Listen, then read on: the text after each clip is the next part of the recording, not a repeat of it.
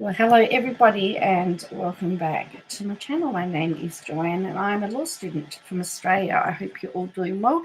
Yes, I'm back live. I've got a day off today. I've been busy as anything, working my little tail feather off, trying to, balance all the things of life which we all have to deal with.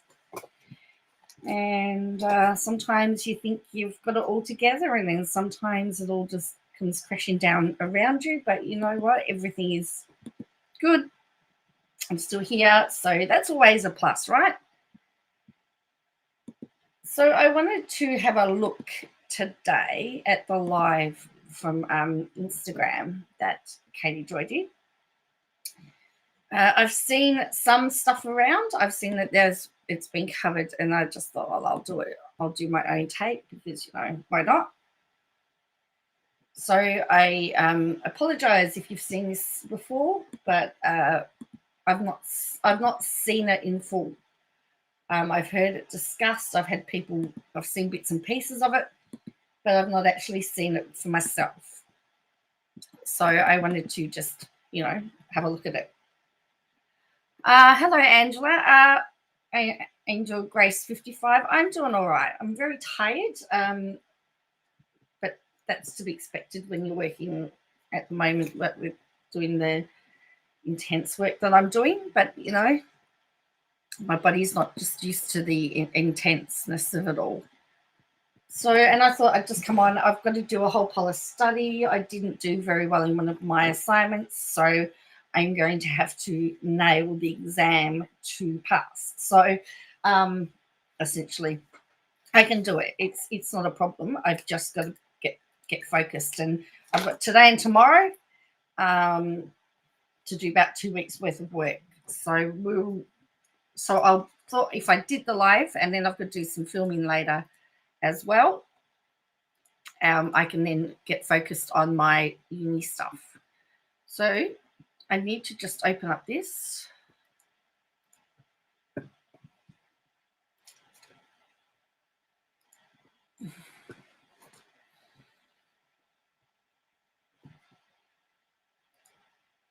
Open with, where are we? We'll do that. Okay, now.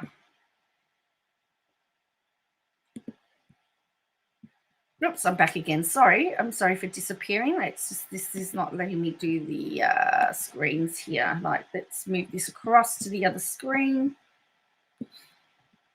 All right, the first thing that I notice when I pull up Katie Joy, the first thing that I notice is that she's leaving nothing to the imagination. So let's have a look here. Where are we? Window. It's not letting me do that. Chrome tab. It's not there.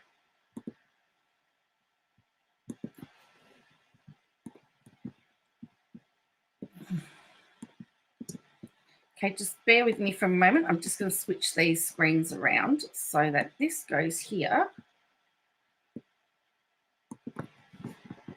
And this goes here. All right, so here we go. All right, so I'll be looking at Katie Joy. I don't think I can speed this up either. So again, I apologize, but let's have a look at this window. There we go. Hopefully this all works. Fingers crossed. This works okay. Let me know if you can't hear anything. There you go. There she is. Now, if I remove, I'm just going to remove something here for a moment.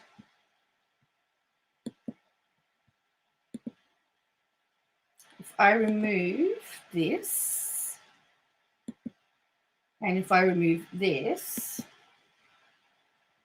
okay, I want to have a look at the, look, why is she showing us too much stuff there? I don't like the fact she's showing us lots of cleavage. Maybe it's just me.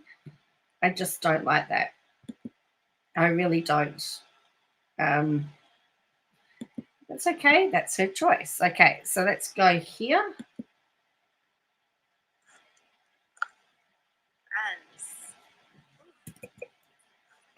Friends. What's the smiling about? It's like friends, Romans, countrymen. Lend me your ears. Something straight out of Shakespeare. Sounds like. Friends, Romans, countrymen, lend me your ears. And hello to you if you're on the replay crew as well.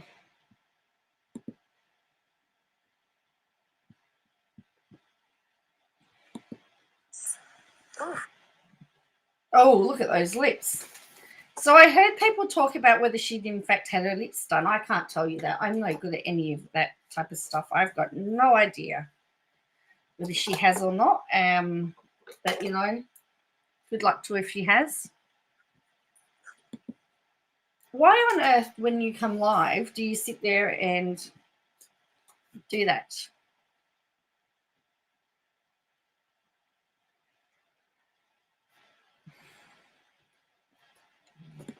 Friends. I haven't been live on Instagram in a hot minute. Hopefully you can hear me. In a hot minute? Well, I think that's because she has constantly been on there when she has not been in a right state.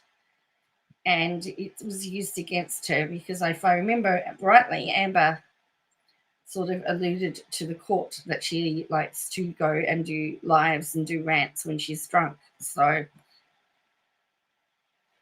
that's why she hasn't done it, in my opinion.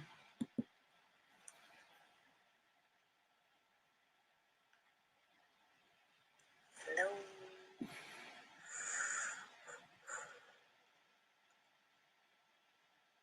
Hello. Hello, is it me you're looking for? I can see it in your eyes. How are you? You can hear me? Okay. I have to have a conversation with you guys. And I'm just FYI, I need someone in the comments to just literally remind people that I am not answering questions. So if someone pops in and like says, Katie, do you have a question? Or they start asking me questions, just remind people that I'm not answering questions because I'm literally on here to tell you something. I'm not here to do. I'm wondering that, and I'm wondering whether she didn't have some type of breakdown. I mean, it would explain a lot of stuff, a lot of crazy stuff that's gone on. I would have to, I have to admit that. But it's not up to people to remind other people what you won't talk about. Anyway, and if you've been following her for long enough, you know that she doesn't answer questions anyway. But I believe she gets triggered and she gets switches off comments. So that's going to be very interesting. So anyway. Like a Q&A by any means. I just want to talk to you guys. So I'm not going to be paying attention to your questions. So if someone asks a question, please, please, please just let them know that I am not answering questions. Okay? Has everyone got that? Okay. So she's setting the rules. Don't ask me any questions. So why didn't she do this as a recorded video? If she's not going to allow the interaction with her audience, why go live? If you're just going to ignore your audience, why go live? You haven't watched her in years? I only watch her when she goes live on Instagram, to be honest with you. I can't watch her any other time. And I'm not trying to be rude by not answering questions. It's just super, super important that I want to tell you guys what it is that I want to say. And hence why, if you want to tell people what you want to say without distraction, you record it. That's the easiest way to get your voice out there with no one interrupting you. You can't do it live. I don't want to be, I have ADHD. Most of you guys know that. Oh, really? We're going to play that card. So she's bought that card straight out the bat. ADHD. After 7 o'clock, my meds wear off. And so if I'm staring at my questions, I get completely sidetracked. So those of you. And that's another reason why you don't go live after your meds wear off. If you get easily distracted, you do it as a recorded video. That are super loyal supporters, just to remind people, like Katie's telling a story, she's sharing her information. I'm not answering questions. Got it? Okay. I don't think I'm frozen because I can see more and more people and hopping on.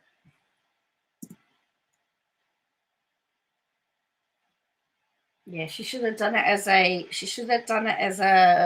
recorded video if she wanted to do it. But she wants to have this, she wants to be able to, I guess she wants to be able to have be applauded for whatever it is that she, the information that she's got.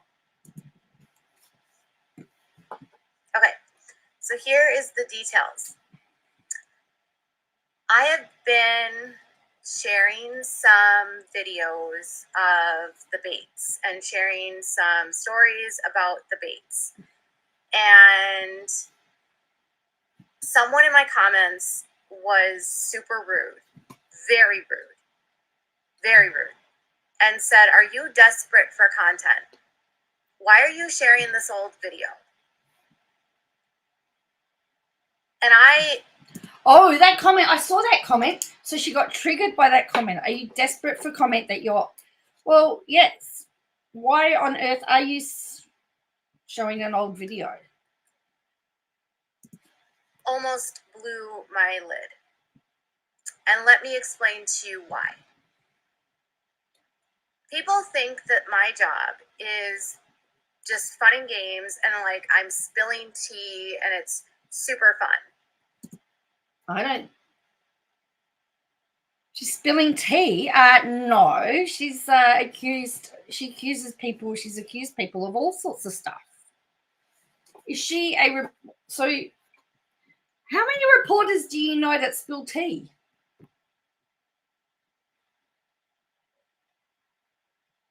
I don't know many reporters that spill tea, except if they're gossip mongers or gossip people. Is she a gossip? Is she gossiping? Is she a gossip monger? Is that what she's just admitting it to? My job is not fun. I spend... Well,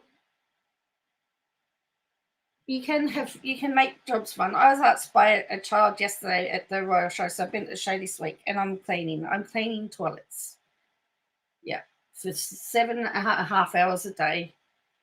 I'm cleaning toilets and bathrooms, and people are gross and disgusting. And I had a little boy come up to me and goes, do you like your job? And I thought, gee whiz, how am I going to answer this? Because I really want to tell him, no, I hate it. But I said to him that that there are moments where you like your job and there are moments that you don't like your job. And that if everybody did the right thing and made it easy to clean up, then I would enjoy my job more. But as I actually have to clean up mess, there are times where I don't like my job. And he compared it to school, that sometimes that he has a good day at school and he really loves school, and then sometimes he doesn't like school. So I sort of used it as a life lesson. So for her to say that her job is not fun, maybe she shouldn't be doing her job. I don't know. Bulk of my day in other people's trauma. And it's not... Why are you involving yourself in other people's trauma? You're not a trauma counselor. Nobody goes into other people's trauma by choice, unless it is their job and they're a counsellor and they're helping people unpack trauma. You don't have to go looking for trauma. Because I'm a trauma chaser, or I enjoy being whatever those people call you, like you're a trauma whore, like you just want to make your money off of other people's trauma. That's not what I'm doing. That's what you are doing. That's what you do.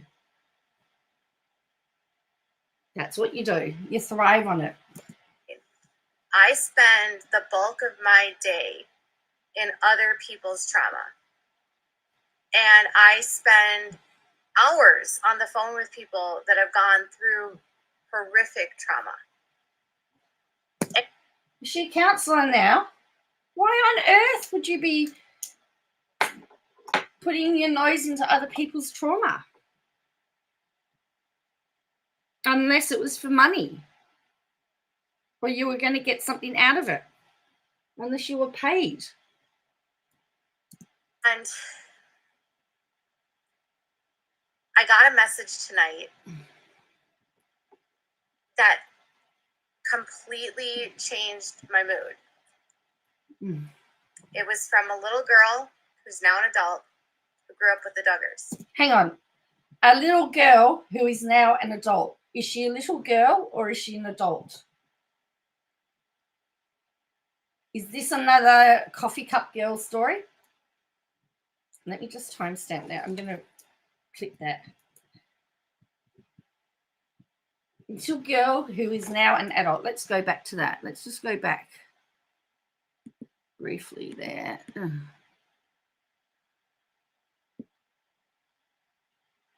So let's have a listen to that again.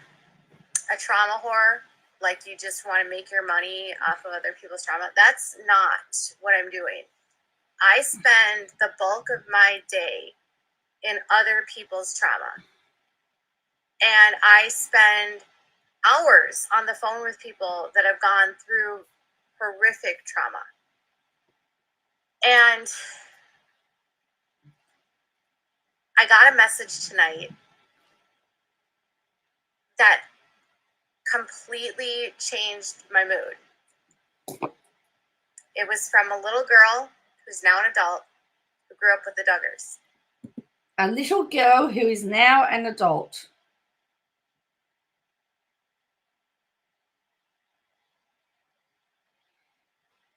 Really? A little girl that is now an adult. That makes sense, people. Super good friends with the Duggars growing up. And she said, thank you for exposing these bad men. Thank you for giving a voice to us that cannot speak. There are girls like this woman who's an adult and she now has children.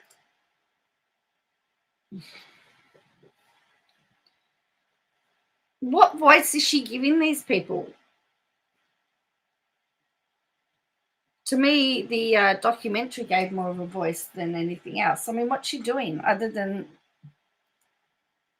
Who don't feel safe telling their stories because they are afraid of the retaliation and of the violence in this cult. So I got really upset when someone said, are you desperate for content because you're sharing this old video of the Bates? And then I got this other message from this beautiful woman who said, now she's a beautiful woman. So 2 minutes ago, a minute ago, she was a little girl, now an adult. Now she's a beautiful woman. Make that make sense. For exposing these bad men. For those of us that don't have a voice. I want to tell you guys about a conversation I had 2 nights ago. It was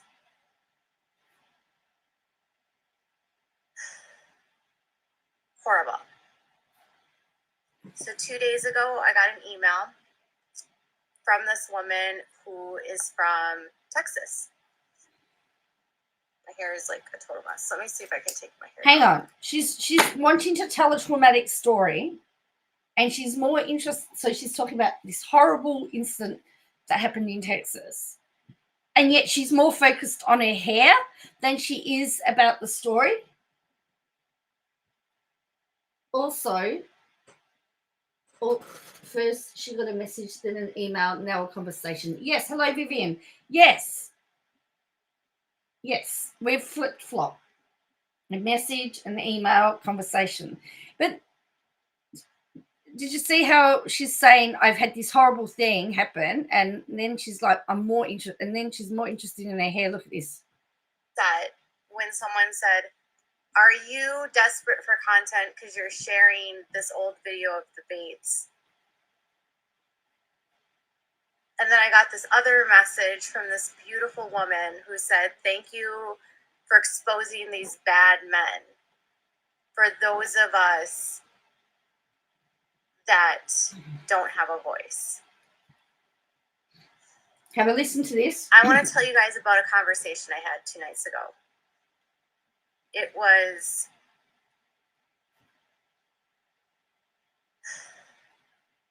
horrible. So 2 days ago, I got an email from this woman who is from Texas. My hair is like a total mess. Let me see if I can take my hair down. I'm like, it's nighttime. My makeup is wearing off. My eyebrows are wearing off. My eyebrows are wearing off. She's not Cinderella. It sounds like she's trying to be Cinderella. My eyebrows are wearing off. She reminds me of Jodie Arias. Remember how it was all about Jodie? In my opinion, it was all about Katie wanting information. Correct. Yeah. My eyebrows are wearing off. My makeup's fading. My hair. Does that mean that if she talks for too long, she's going to turn into a pumpkin? Hold on. Let's pull the hair down. Okay. So, let me get. And now. Okay. So I got a message. So now she's looking for a filter to, make her look half decent again. Unbelievable, isn't it? Days ago from this woman who was like, okay, I'm going to David Waller's church in Texas. I've been a member there for several years, and I'm super worried about what's going on at this church. I speak to a lot of people from the IBLP every single day, but this conversation with this woman was probably right. Here's my other thing. I know that the Duggars are the face of the IBLP, but if it is about the IBLP, why is she just focusing on the Duggars and not sharing the stories of other people involved in that? Vivian says she's a sloppy mess. She looks like it. Like, as I said, I know that the Duggars seem to be the poster people for the IBLP, but surely there's more than just the Duggars in the IBLP.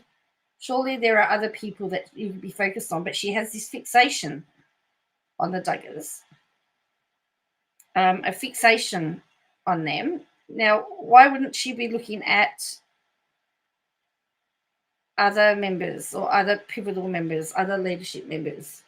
She also has sick followers who, yeah, of course, she has sick followers. Yeah, she does. the hardest conversation I've ever had in my entire life. No. She was sobbing uncontrollably. And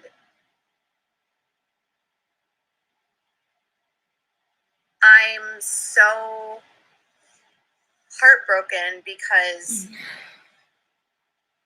people digest the Bates and the Duggars and they think this is just benign content this family is fine, everything is fine, and that's not true. This woman who joined the IBLP after after Bill Gothard had been removed from the organization, had been lied to by the Duggars, by David Waller, and by the IBLP. Hang on. How do the Duggars fit into this? How does the Duggars fit into this lady's story? Is what I want to know.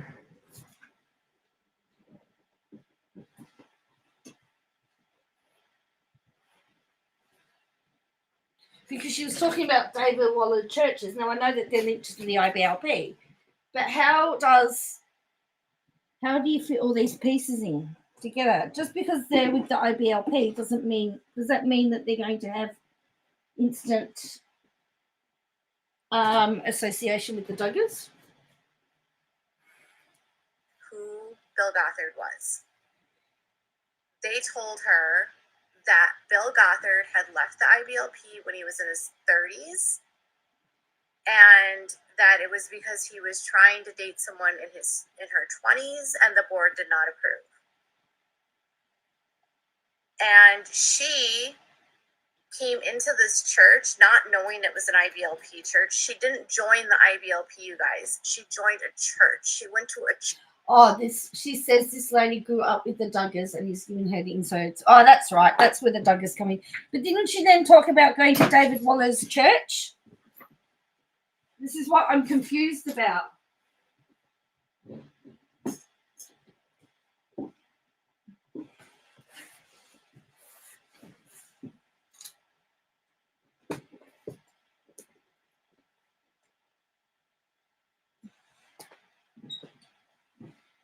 Or are we on a different person now?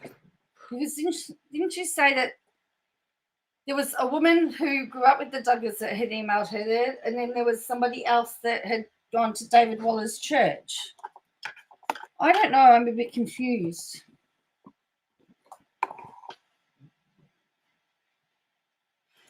Church. And they invited her to these events, and she had just gone through the death of a family member and was desperate for some level of family. And they love bombed her, and they brought her into all of these stuffs. They did meal trains for her. She was invited to all these activities. They were trying to infiltrate all aspects of her life, get her married. I mean, it's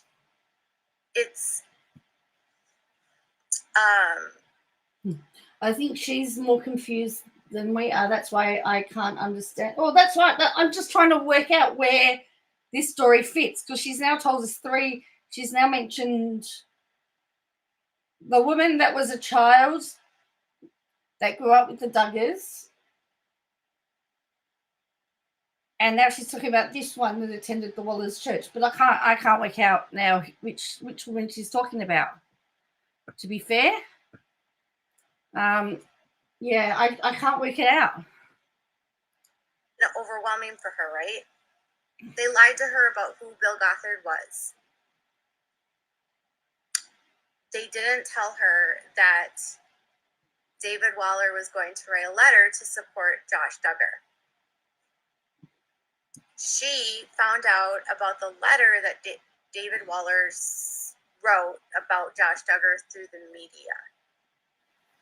David Waller told her, don't watch the trial, don't watch the news, don't talk about Josh Duggar. I'm sorry, I can't turn off comments. That's literally not an option right now because the live is going. So just don't be sassy and don't be rude, Belinda. Okay? Why? Don't be sassy, don't be rude. But I can be rude and sassy, but you can't. Essentially, is what you're saying.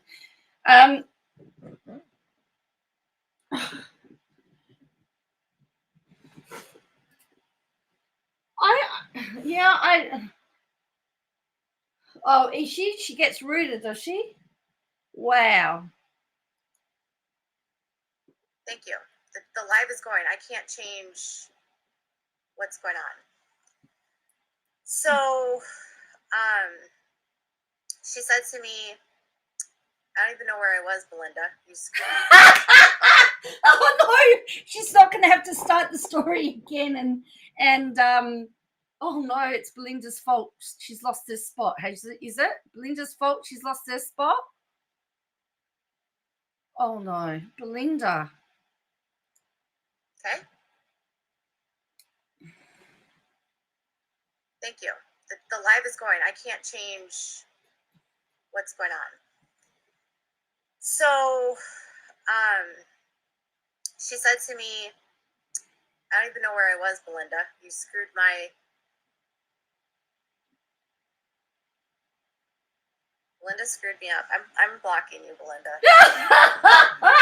Oh no. Belinda stopped her thought process, right? And so she gets blocked. Blockity, blockity, blockity. I'm going to block you, and I'm going to block you, and I'm going to block you. Everyone is going to get blocked. I'm sorry. No, you're not. Bye, Belinda. She completely fucked up my train of thought. Sorry.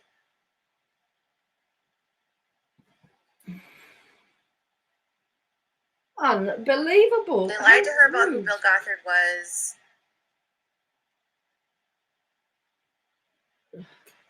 Okay. So, David Waller wrote this letter.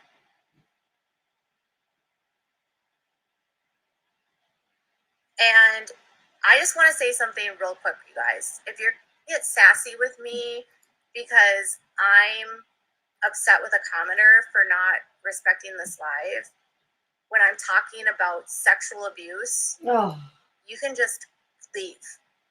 I don't need you here. This live is about child sexual abuse. It's about rape. It's about men raping women. Hang on. How did she go to that? She wasn't talking about any of that. How on earth has she now suddenly made it all about that? Because we know that's her favorite topic, of course. Protecting child sexual abusers. It's about men sexually abusing children. If you're mad at me for asking you to respect this live, leave. I don't need you here. I know most of you follow me because you care about this stuff. And I never go live anymore because of comments. And all I'm trying to do is... She never goes live because of comments? Really? I thought she couldn't go live because she's drunk. It becomes a whole lot more, aka all about her. Just wait for it. Okay. I thought she couldn't go live because she often is not in a fit state, and there's usually some issues, and she gets herself into legal trouble when she goes live.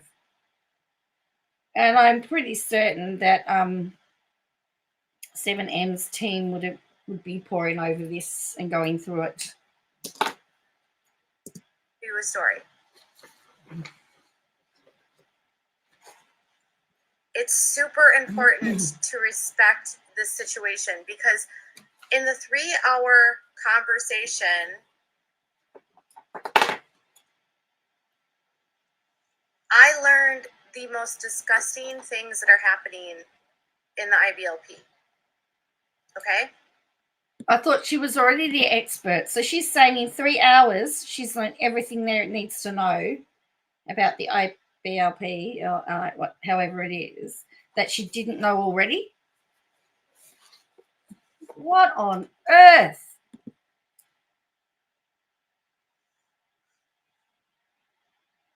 Bye. If you feel like you need to call me out about what I said to Belinda, I'm going to block you. Don't even use those words. I'm talking about child sexual abuse. Leave it alone. It was in. Wow. She is triggered. I don't know what Belinda, I don't know what was said because I can't see it, but I don't know how we get to that point, though. This is bizarre.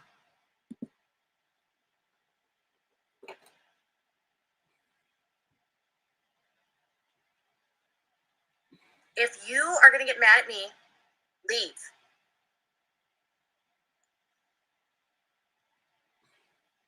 Pulling the dog hair out of her mouth.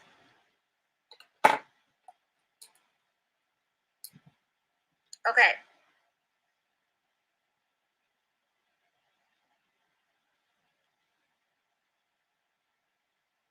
I keep getting distracted. Well, that's why you needed to do it as I don't a. even know what I was talking about now. That's why you needed to do it as a pre-recorded video. Duh. With a script, then you're not distracted. Comments are off. Oh, hang on. I just figured out how to turn off comments. I couldn't.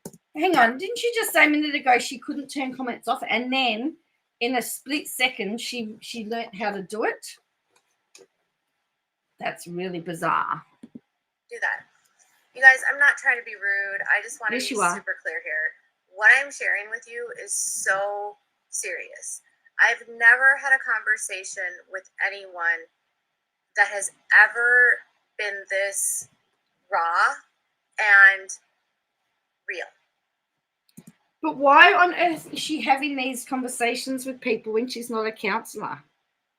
Like, these are not conversations you should be having to people.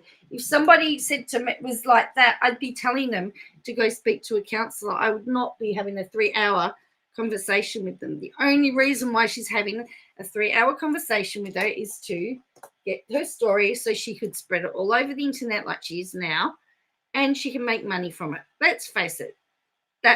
She is a trauma vulture, in my opinion, and makes her money from trauma. This was a woman going through severe trauma and exiting the IBLP as we were speaking. So she was walking out the door as you were speaking. That makes no sense.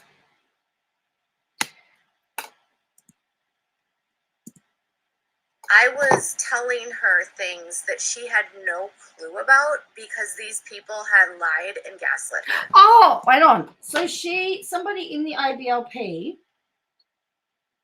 didn't. So Katie is now the reason why this woman is she now taking credit for the woman leaving? Because if she's saying stuff about it and it's not true and people are leaving, yeah, well, let's just. When she tried to leave the IBLP, she just joined a church, you guys. She did not join the IBLP. When she decided to leave the church, that was David Waller's church, she got text messages from Rob Spivey. Rob Spivey, who is Justin Duggar's father-in-law. And he said to her, I just want to reach out to you so that you know that the way that you're leaving it's ungodly. And the real truth with the Lord is here. And I don't want you to make mistakes in your walk with the Lord by leaving this church. And then he basically told her that in order to be at Fair Park Baptist Church, you have to pledge allegiance to Jim Bob Duggar. You have to pledge allegiance. Hey, did you just say, so she's named a church. It's a Baptist church. The IBLP is not, that's not associated to the Baptists, are they?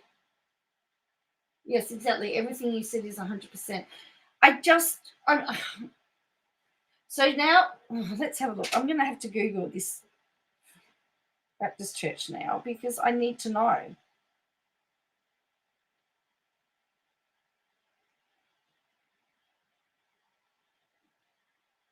Because she said it was Texas, wasn't it? Well,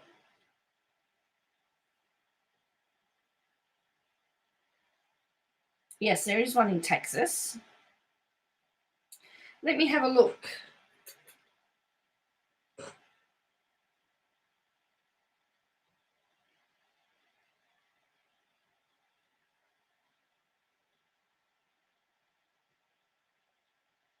She's just named.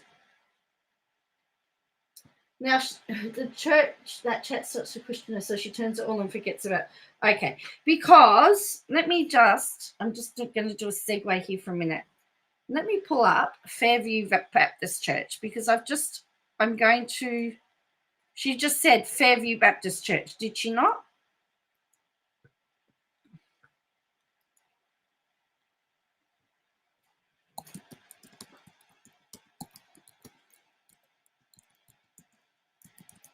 There is no one.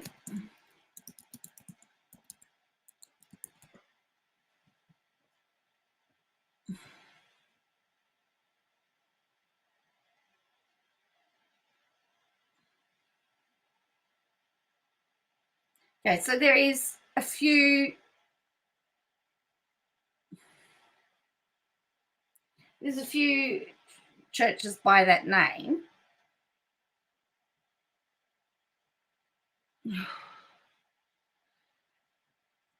In Texas. So there are a few in Texas. But when I look at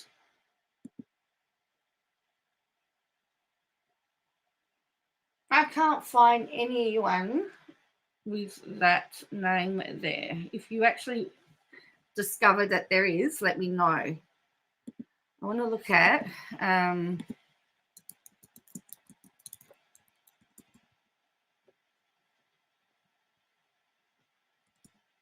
see if I can find out what she's talking about.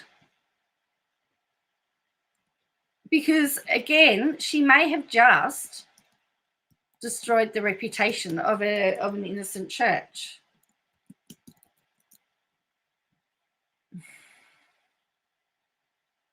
Oh, she's given the wrong church.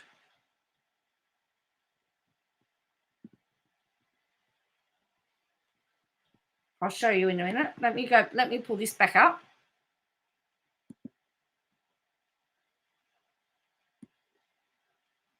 Let's go and have a listen to this. The Lord by leaving this church.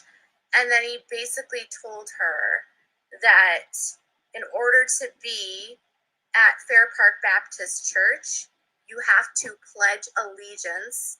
Fair Park. Okay, sorry. Fair Park Baptist Church. Okay. Sorry. She's correct. Fair Park Baptist Church is the one that David Waller uses. Right. But I thought okay, so let's look at their beliefs because you've got 6 kids. It's an independent Baptist church.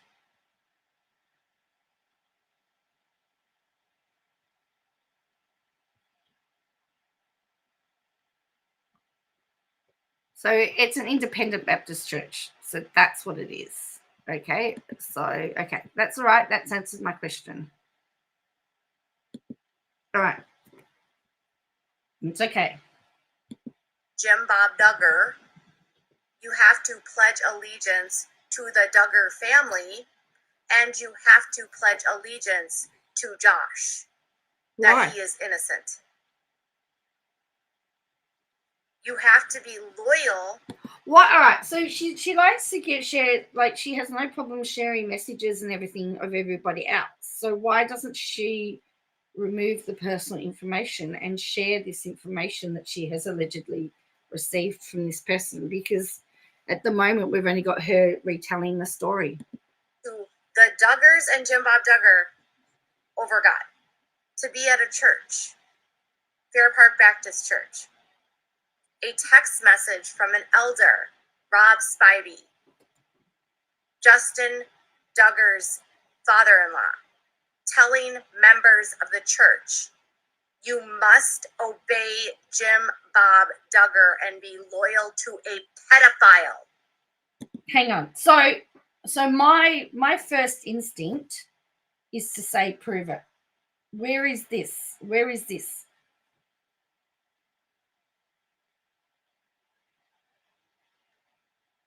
Because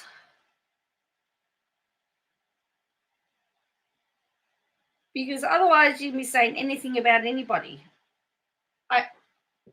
Where's the evidence is what I want to know.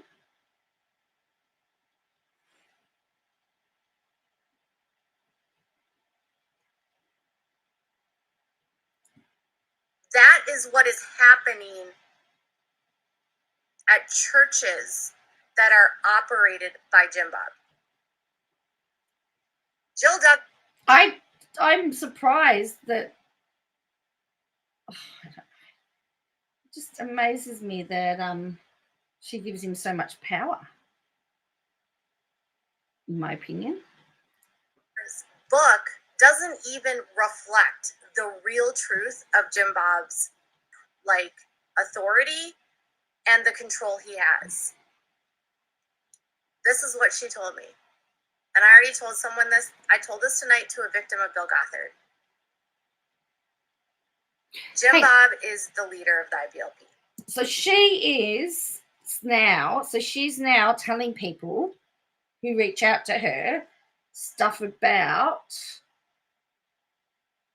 the Duggars, for example. I mean, is it defamatory? Is he really I don't know. But she's got to be very careful. She said, I just literally told this about a victim. And it's like, well, hang on a minute. You shouldn't be speaking like that, in my opinion, about.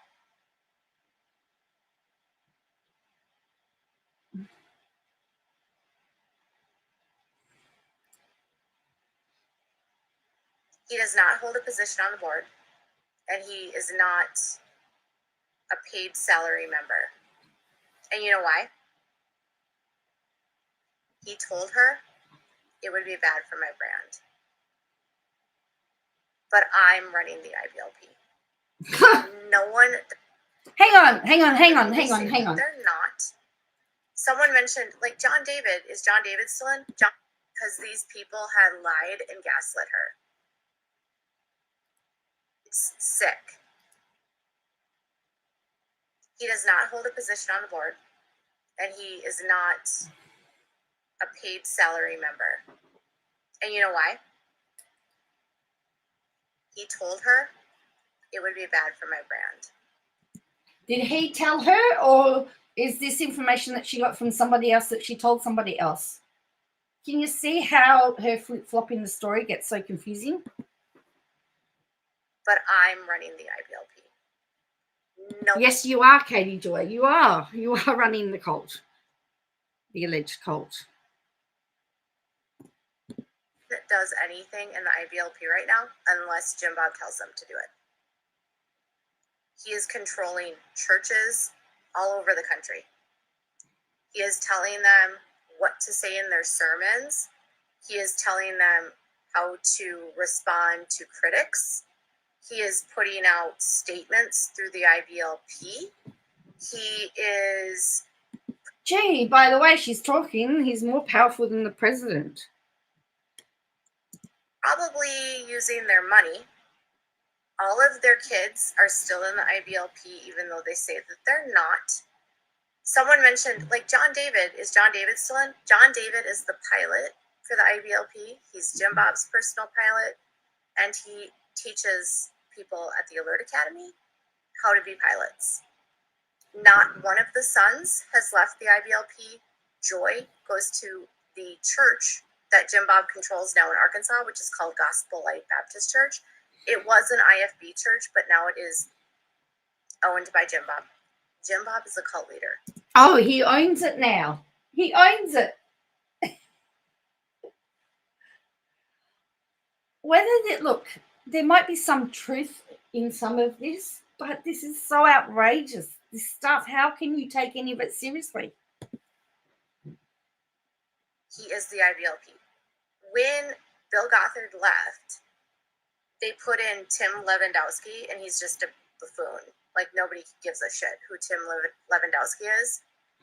He's like holding the place, and Jim Bob is the shot caller.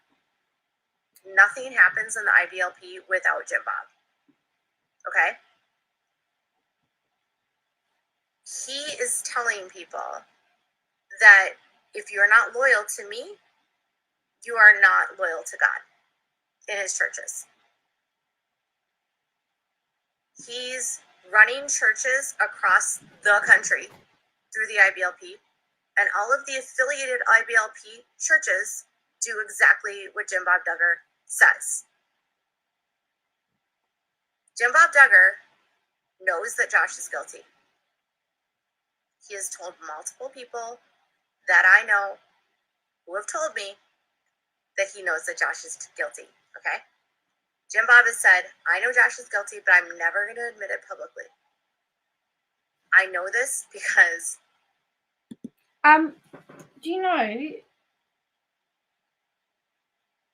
it's interesting because there's a lot of parents that do that as well. If their child has got into trouble, they'll publicly always support their child, but internally will be absolutely destroyed and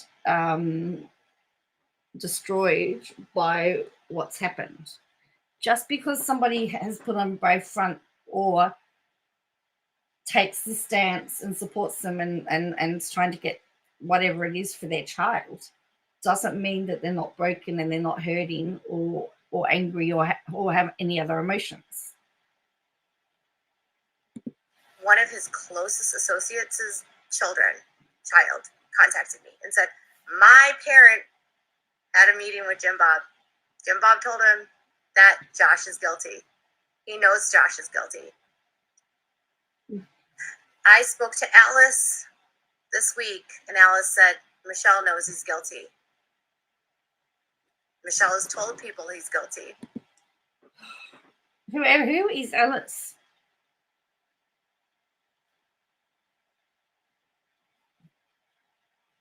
Again, there's all these allegations that she's making, and there is no evidence. She's not showing any conversation.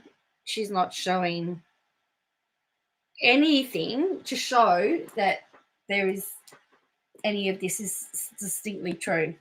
Michelle and Jim Bob have told people they're only doing this appeal for their image. They are lying to their followers that Josh is innocent and has been set up. Like, Josh's appeal is a scam for followers, but it's also a means to control Anna. It's sick. Anna cannot leave. An appeal is not a scam. An appeal is a legal mechanism that every single person actually has the right to. There are people on death row that are still having appeals to stop themselves from being executed. They want to use every option available to them from the law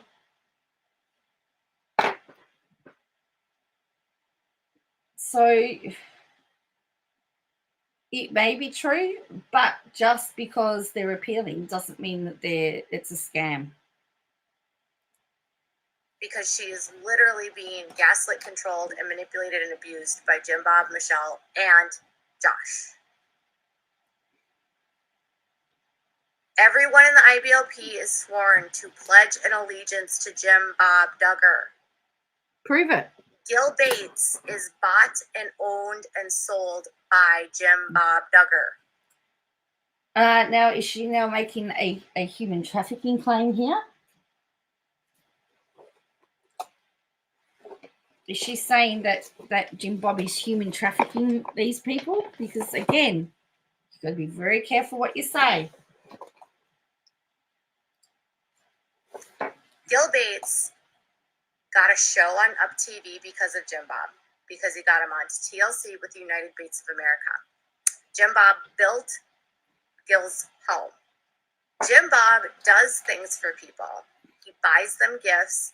He spends the kids' money that they made on the show. And then what does he do? They become what? Indebted to him. And so he buys people's loyalty.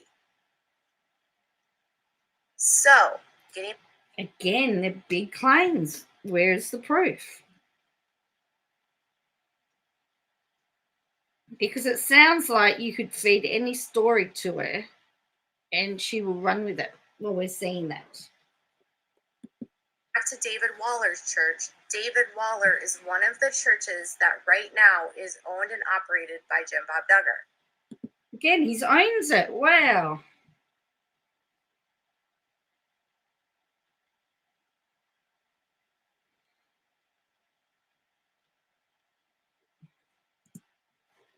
Does everyone understand? I know you can't say, like, comments are off. Maybe I'll turn comments back on. Now that I'm calm here. So she can get a reaction, so she had to turn comments back on. It's bizarre. So does everyone understand that the IBLP is owned and operated by Jim Bob Duggar? That Jim Bob Duggar is controlling the methods. Is it not insane, delusional, and crazy for Jim Bob to be demanding loyalty from these churches? Okay? So when Jill is telling people that her dad is demanding loyalty, if you're asking me how do you know, you're getting blocked. Literally. Sorry. If you're asking me how I know, because I literally told you how I know. I've interviewed multiple people. She was like the third or fourth person that's told me this. Okay. So Jim Bob is demanding the loyalty.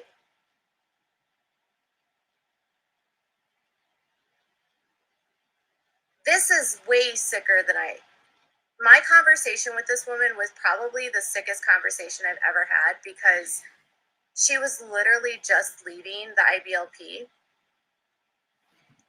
and she was sobbing. They told her, don't watch the trial. Don't watch.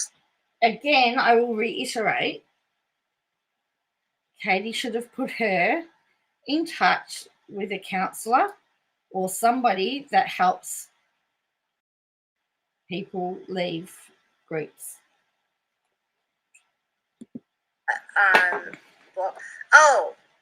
And do you know what Jim Bob is telling everyone?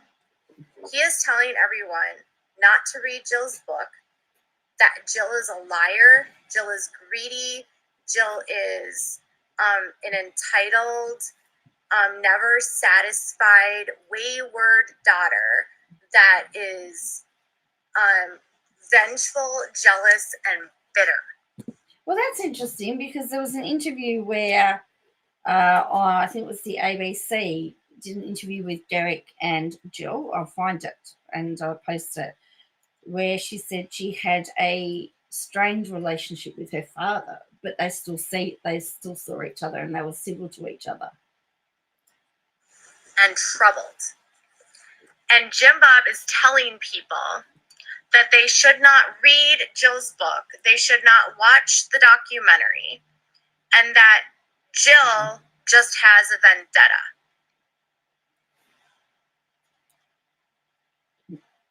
Oh, look, there's the alcohol.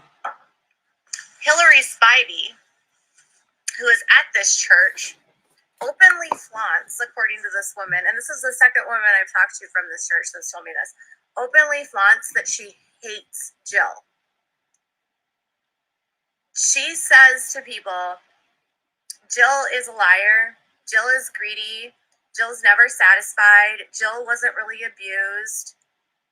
Jim Bob literally tells people, according to this woman and multiple sources, that the kids weren't really abused by Josh. Well, that then contradicts the fact that she just said about the fact that they know he's guilty.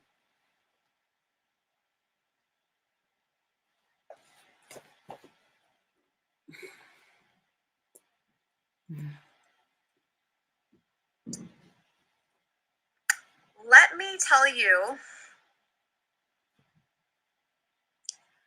what this woman was told by David Waller. Again, prove it. And Jim Bob about Josh. So I don't want to expose who this woman is, right? But she had a lot of questions. Of course, and you're the expert on all things, aren't you? I mean, again, you can't be. Can you be an expert of something that you've had no involvement in? How can she, Katie, tell somebody that she knows more about a subject than the person that's living that life? I don't know. And this church doesn't like to answer a lot of questions. So she asked, after she watched the documentary about Jill's abuse.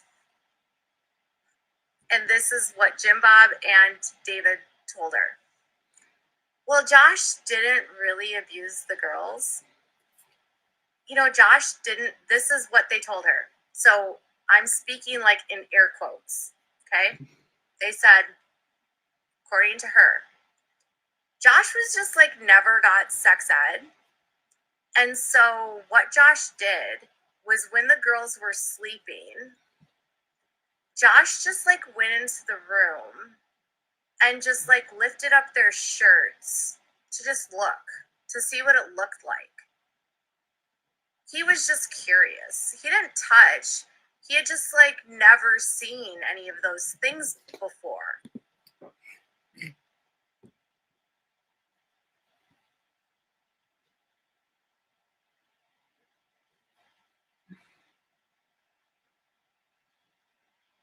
I got no words. And so he just wanted to see what it looked like. He was just curious. That's what they meant by curious. So they said Josh just went into the girls' rooms and just pulled up the covers and looked. And that's all he did.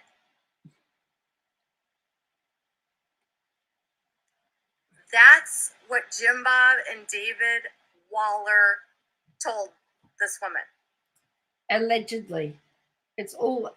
Remember, everything that comes out of her mouth is alleged unless proven. But she likes to show that she's stating fact. And this is what's got her in trouble with 7M.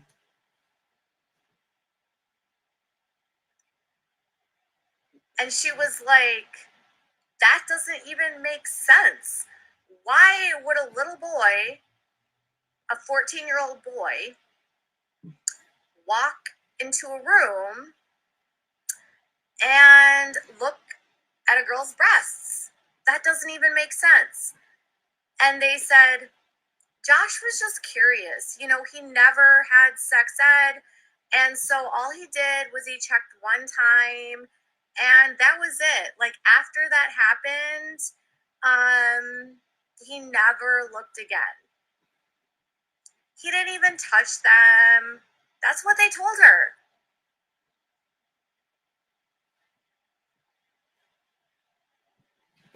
And do you notice how she's got what they've told her? Hello, Dom, how are you? Do you notice how she remembers word for word everything that they tell her? She's had all these conversations. Yet, if I had been talking to somebody who was giving me all this detail, I'd be still referring to notes. Yeah. When she kept questioning them and saying that doesn't make sense, they cut off the discussion. Okay? So watched and read the trial transcripts.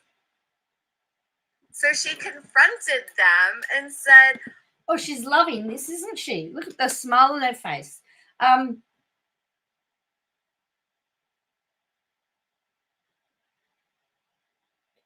just, KJ's still going. Yes, I know, she's still going. She's got discovery coming up for her other case soon, Dom. Her lawyer asked for an extension apparently because her lawyer had been on. Her lawyer is old school or something or other.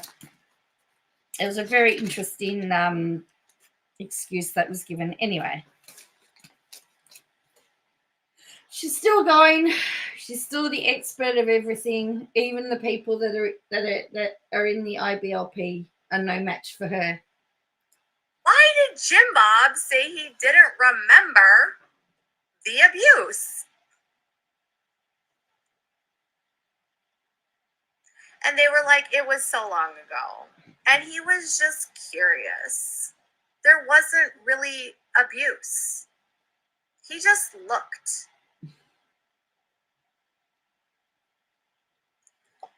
So,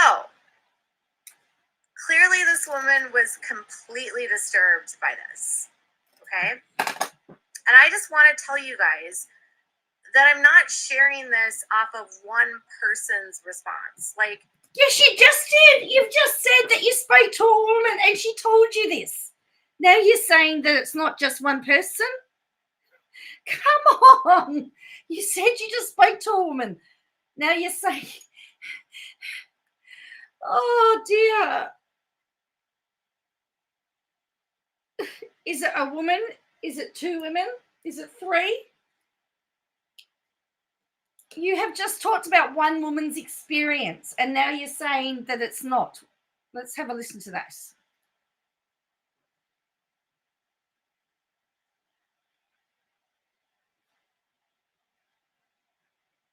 yeah. When she kept questioning them and saying that doesn't make sense, they cut off the discussion. Okay? So she watched and read the trial transcripts. So she confronted them and said, why did Jim Bob say he didn't remember the abuse? See, look, she's laughing. Look, she's laughing. So she's talking about one person here, one person. And they were like, it was so long ago. And he was just curious. There wasn't really abuse. He just looked.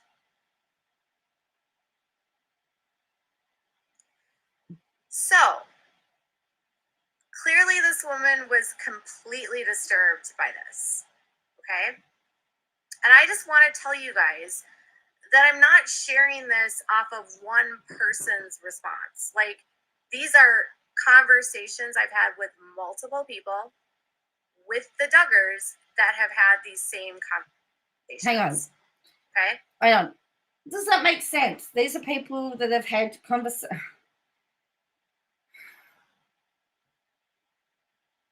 This makes sense. Alice told me something similar. I talked to Alice this week on the phone for 3 hours, and Alice told me too the same thing. Josh was just curious. Hang on. So they're having the same conversations with different people. How does that make sense? And I thought she spoke to the other woman for 3 hours. Now she spoke to Alice for 3 hours. He was just looking. Nothing happened. The problem is that wasn't true. There actually was abuse that happened. Okay? Right. Katie Joy, what you needed to say was that your conversation with Alice reiterated the story that you were told or reinforced the allegations made by the other woman. You don't say that they've told you the same story. I can have a similar conversation with different people. We can be talking about the same topic, but I don't have the same conversation with everybody. But what Alice told me this week, which is what I didn't even know this.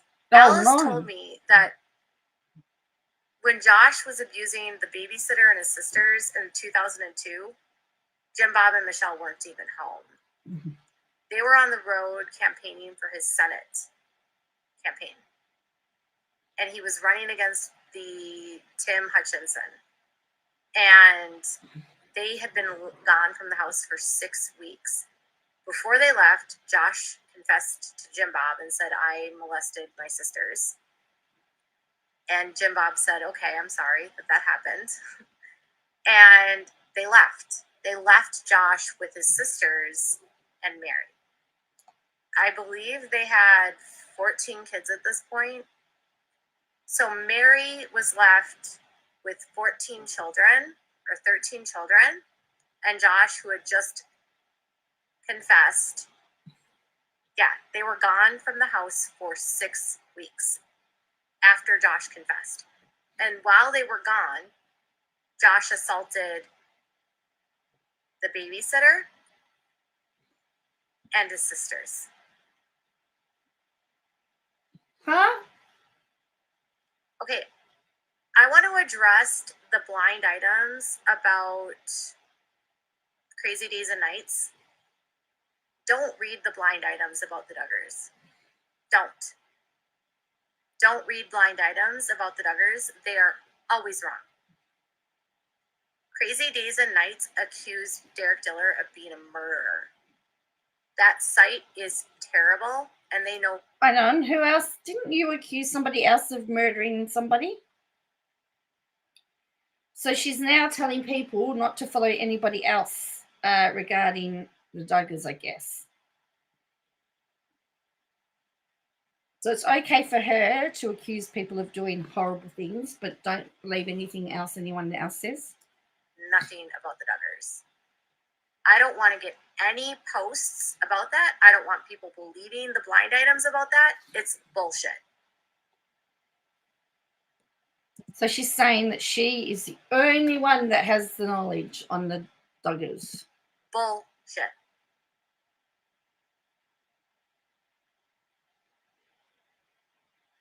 There was no toothpaste. There was no toothbrushes. Like, come on, you guys.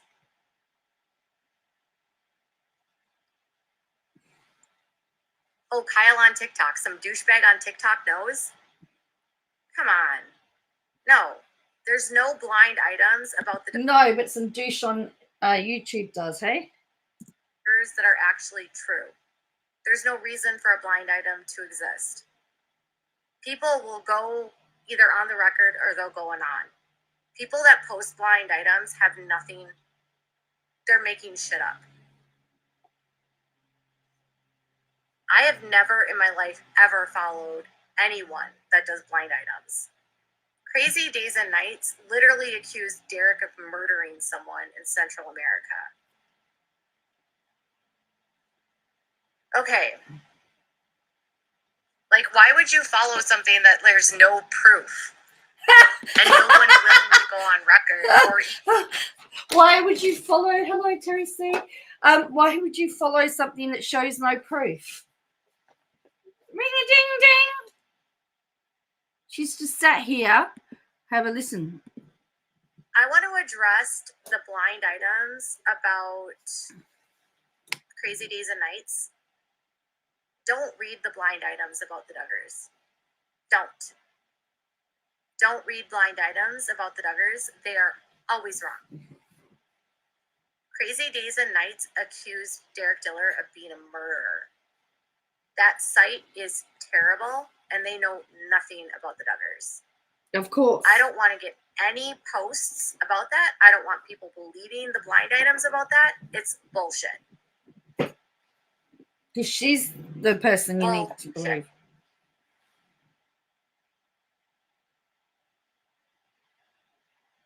There was no toothpaste. There was no toothbrushes. Like, come on, you guys.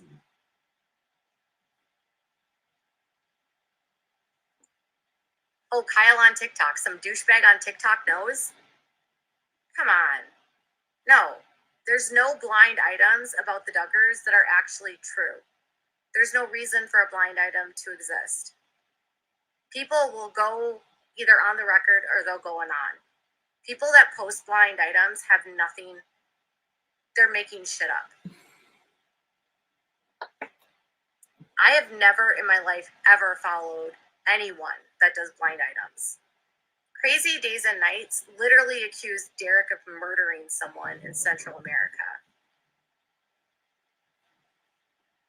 Okay. Like, why would you follow something that there's no proof and no one willing to go on record or even say that they're a source? Well, as I said, you've talked about all these people that you've spoken to, but you've not shown any proof. But what if they said they did have a source?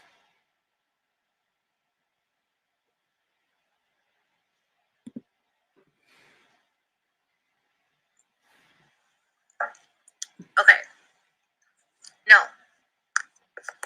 First of all, Jill knew about her abuse. It's in the police report. Jim Bob told the girls that it was more traumatic for them to have their abuse be publicized than it was to actually be abused.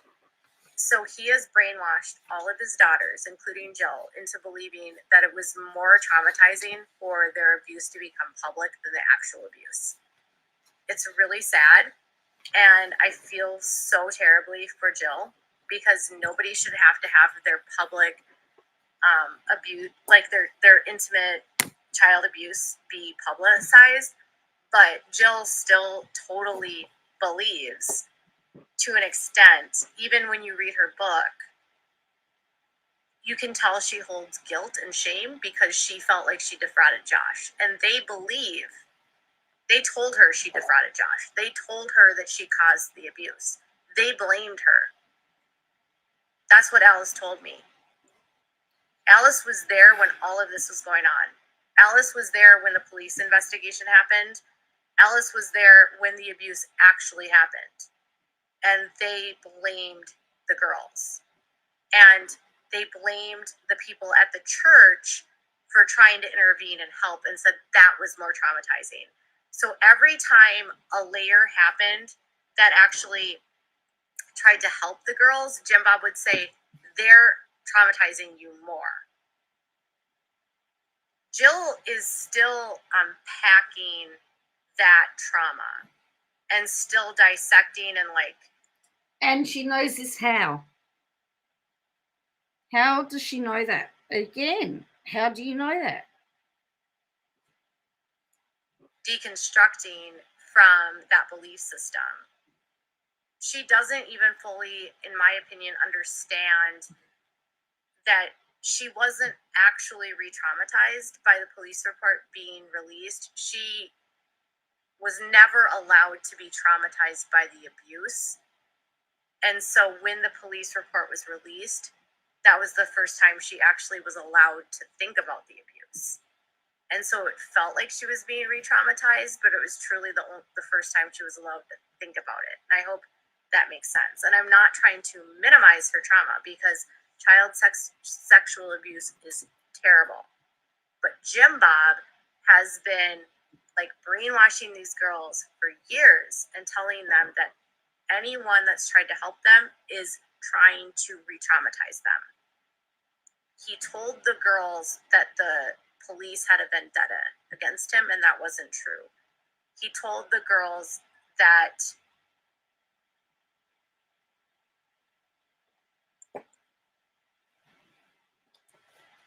she was traumatized by her father making her defend him, okay? But she's not re-traumatized because they're doing this. She was traumatized by the abuse, and her parents didn't allow her to deal with that abuse. They never got her help.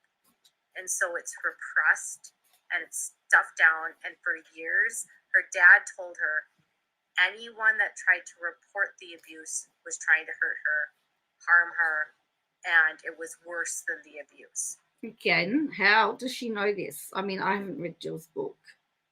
But does Jill discuss it? Do you know right now that he's telling people that Jill's book is worse than Josh's abuse? He's telling people that Jill's book is worse than Josh's abuse. This is what he does. Okay, again, what evidence have you got for that? What evidence have you got? I'm sounding like a lawyer, aren't I? So, Dasha Nichols was the woman at the church that actually reported Jim Bob to the police and Josh to the police. She reported both of them, Jim Bob and Michelle, for not properly, like for child neglect, not taking care of their kids. And she reported Josh for the abuse 3 years after it happened. And Jim Bob told the girls that Dasha Nichols actually was traumatizing her more than Josh. Jim Bob told the girls that they could not remember their abuse, okay? So I was talking to Alice, who knows the fifth victim. Jim Bob met with the family of the fifth victim. And this is what Alice's recollection is heartbreaking. So again, now she's just admitted someone's recollection. And we know that recollections may differ. I'm not going to identify the fifth victim, but Alice knows this person personally, was around when this was happening. And according to Alice, he approached the family and said to them that Josh assaulted the fifth victim, and he told the family, your child was asleep and they don't remember.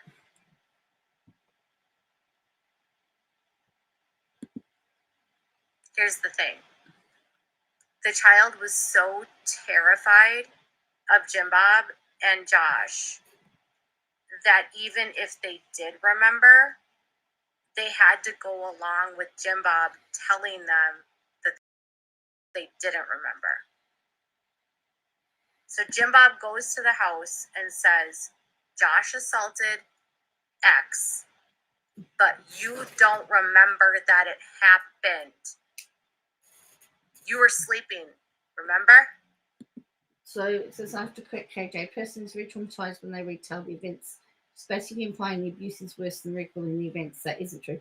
Well, remember, Don, there was some allegations that a police report of hers that went out, and she talked about how re-traumatizing that was, and she didn't like it. But it's okay if it's the Duggars.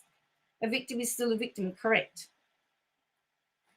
And I don't think that she should be talking to anybody about what happened to somebody else. That Alice shouldn't be talking to her about what happened to the girls, because it didn't happen to Alice. We're sorry that he did this, but you were sleeping and you don't remember. That child had been so conditioned and broke down that even if they did remember, they couldn't tell Jim Bob that they did, because Jim Bob was like the leader of their cult. Hang on. He wasn't at that time. Dave Gossard was. No, she shouldn't. A victim's story is their own to tell, no one else's. Hang on a minute. Was Bill Gossard still in charge at this time? But didn't you just tell us that Jim Bob has become leader since Gossard sat down? Wasn't at the time of these alleged these things have happened, because remember, there was a police report, but there was still no charges laid. It was never taken to court. So technically there's still allegations.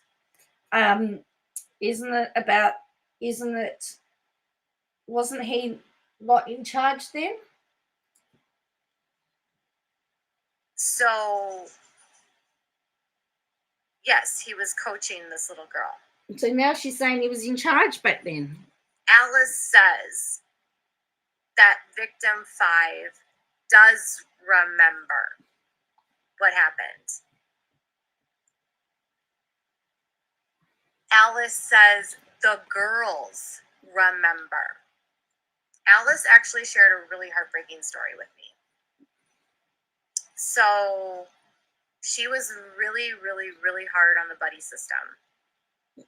Jill spoke really fondly of the buddy system, and Alice said that the buddy system was super abusive. The kids were, Again, this is Alice's opinion. Jill experienced the buddy system, and if Jill thinks of it fondly, who am I to say that Jill's wrong? I can't say. We heard terrifying tales during the Just Try case, and she was so giddy it was disgusting. She even admitted to it. Yes, I know. Yep. But if the person who was involved in the buddy system is saying that they're thinking about it fondly, they have fond memories of it, and they liked it, who is anybody to say that they're wrong? Alice literally said that Jim, Bob, and Michelle were always gone. Always gone. And Michelle did not take care of the kids at all. She didn't cook. She didn't clean. She didn't homeschool. So Derek had alluded to this a couple days ago about how poorly educated the kids were. Alice told me, along with another one of a friend of the Duggars, and then another girl that grew up with the Duggars told me this too. The Duggars do not have any education. Like, it's remedial. They didn't care. They were telling people publicly that they were educating their kids, and they weren't at all. I believe Jessa is the only one of the girls that took above algebra. Well, then she got educated.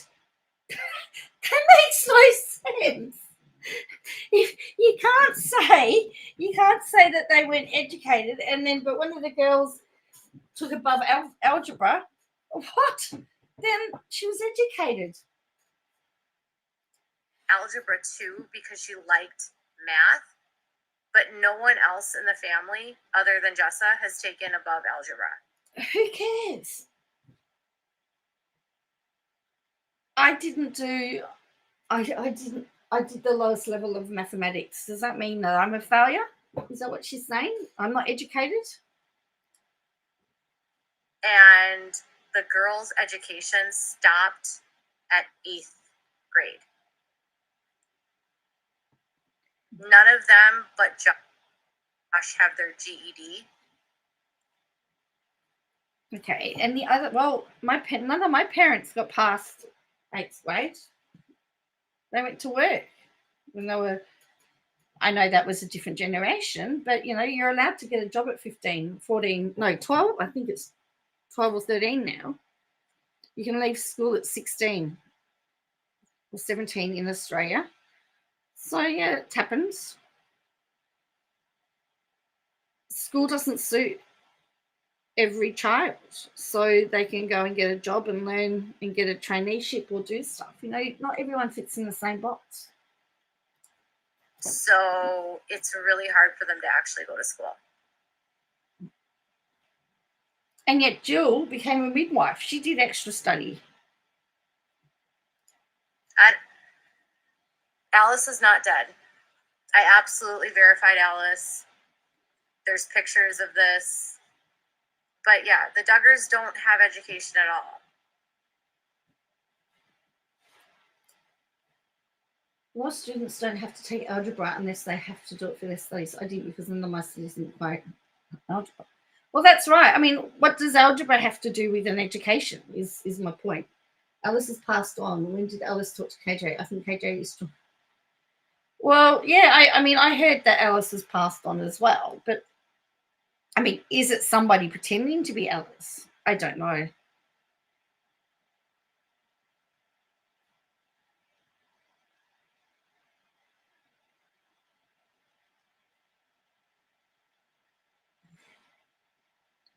It's bizarre.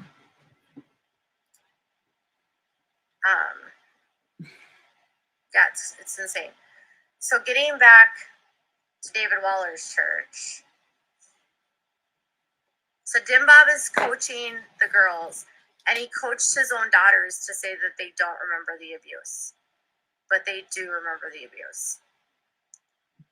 So Ginger gave a deposition. So she knows that because Alice told her that they remember. Is that what she's basing it on?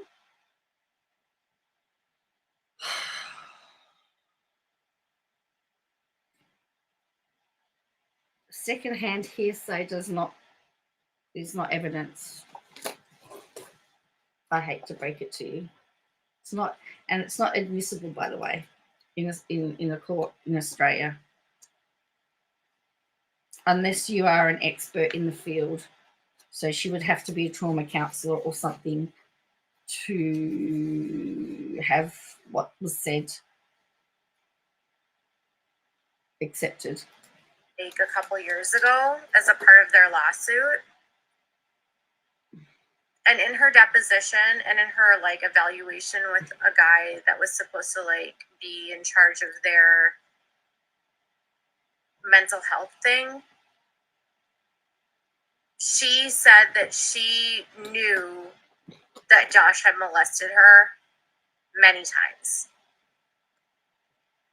but that she was scared to go back into her memory to remember that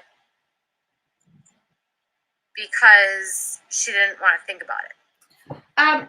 That's a natural response to trauma, isn't it? That's quite normal. That if a traumatic event happens to you, you don't want to go back to that place, so you block it out. That's how a lot of people deal with trauma.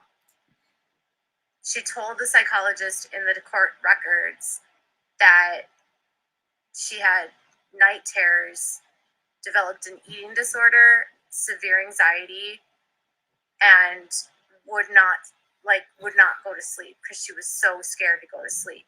Again, that's an effect of trauma. That's got nothing to do with Jim Bob. Lots of people experience that when they go through trauma. Ginger remembered everything, and she said that she believed that she was one of the most targeted of the girls.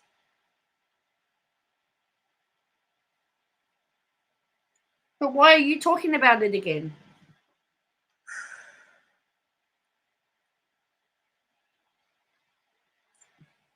It's horrible. It's horrible.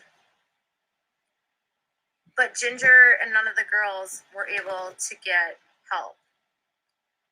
So basically what Alice says is that in 2002, Josh tells Jim Bob had molested the girls. Jim Bob is too busy to take care of it, and he's like, whatever, I don't give a shit. He leaves Josh home alone with Alice, and they go. Hang on. She said before it was Mary.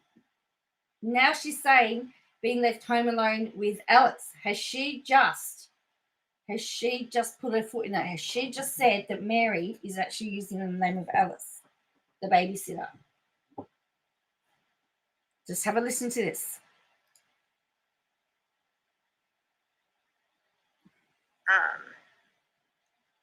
Yeah, it's insane. So getting back to David Waller's church.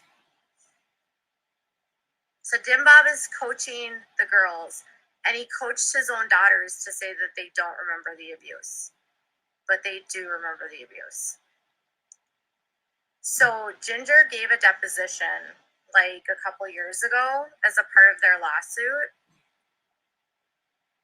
And in her deposition and in her like evaluation with a guy that was supposed to like be in charge of their mental health thing, she said that she knew that Josh had molested her many times, but that she was scared to go back into her memory to remember that because she didn't want to think about it. She told the psychologist in the court records that she had night terrors, developed an eating disorder, severe anxiety, and would not go to sleep because she was so scared to go to sleep. Ginger remembered everything. And Okay. she said that she believed that she was one of the most targeted of the girls. Get ready to listen, because she's going to talk about Alice again. Have a listen. And Alice being there. Have a listen. It's horrible. It's horrible.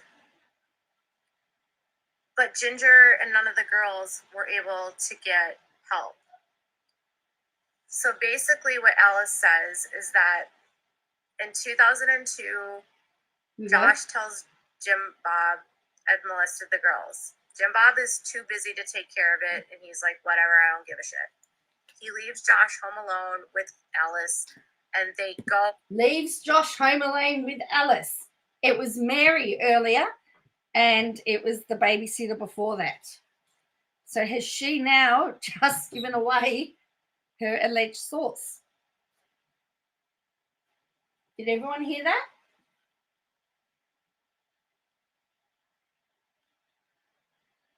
That timestamp is 43:52.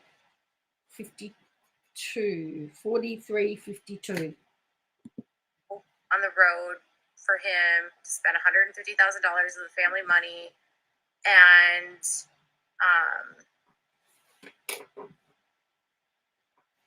leaves them with Mary. Alice said, leaves them with Mary. Now we're back to Mary. And leaves them with Mary. Did you hear that? Alice is not dead. I absolutely verified Alice. There's pictures of this. But yeah, the Duggars don't have education. Interesting, right? All was dead. Developed an eating. So it's really hard for them to actually go to school. Psychologists know that they had leaves them with Mary. Mary. Alice says she didn't even know that Jim Bob had a dad. Alice said that Mary was never with JL, and that Mary would stay at Jim Bob's house, and they were never with JL. She thought JL was dead because JL, Grandpa Duggar, was never around, ever. So Mary would stay at the Duggars' house, and JL was not there. Like, JL didn't exist at all. But they were married. So I was like, did you know that JL died in like 2000, I don't even know what year he died in, like 2010, 2011. And she was like, no, I just figured that he was dead because Mary was never with him, never talked about him. I didn't know that they had a grandpa. He was non-existent. Yeah, interesting, right? So have you noticed that we changed, our narrative has changed? So it was Alice was with the kids, now it's Mary with the kids. It's bizarre, right? Really, really, really bizarre. Said that Mary was a compulsive liar and obsessed with getting Jim Bob famous, and would stop at nothing to get him famous, and believed that he was like some sort of like second coming of Jesus. And so Jim Bob's like inflated sense of self came from Mary. And of course, Mary's not around to defend herself, is she? And his habitual lying and pathological lying apparently came from Mary too. And then they're hiding that he has a dad this whole time.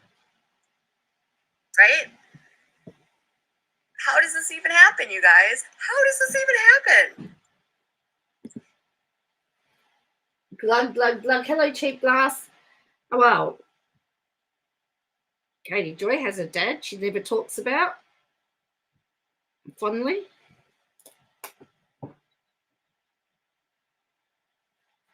Maybe they were estranged, like she is with her family. So when the abuse happens, he never got sent away in 2002 because Jim Bob was too busy taking care of his Senate campaign. And then in 2003, when it happened again, then they sent him to the IBLP. And Alice said that there was a huge fight between Jim Bob and Jim Holt and some of the members of the church about how to handle Josh. But all of these guys were pedophiles too. Not all. Alleged. None of them. Are any of them in jail? And did she just call Jim Bob a pedophile out of interest? And look at the excitement on their face there. Look at that excitement. Look, she cannot hide her glee of excitement, can she? But Alice said that several of the fathers that were in this church didn't want to do anything because they had shit in their past where they had assaulted girls. And so they didn't care to actually get Josh help. They just were like, whatever, according to Alice. A second source told me that two of the fathers were actually pedophiles, allegedly. Thank you. You finally said allegedly. And that because they were pedophiles, they didn't really want to do anything for Josh. They didn't want to expose Josh to potentially expose themselves. So they swept it under the rug.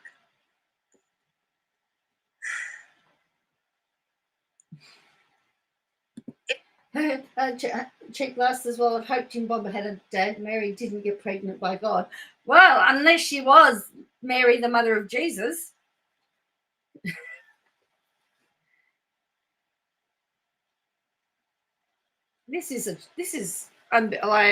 I just cannot work out which source she's talking about at which time, if there is a source. And as I said, she's talked about at 43:52. She talks about Alice being at the house with the girls while Jim Bob and Michelle are away. And then at 44:11, she's talking about Mary being in charge of the kids while they're away. So she's flip-flopping her stories. And I'm having a huge trouble keeping up. I think we're nearly, we're at 48:16. We're at an hour and one. So we're getting there. I mean, I can't keep up. I mean, I don't touch a drop, but I tell you, it's very tempting to just try keeping track of all of this. Regards. Now she's got a little, look at this. She's got herself on show here as well. and her tongue out, somebody's a little bit happy.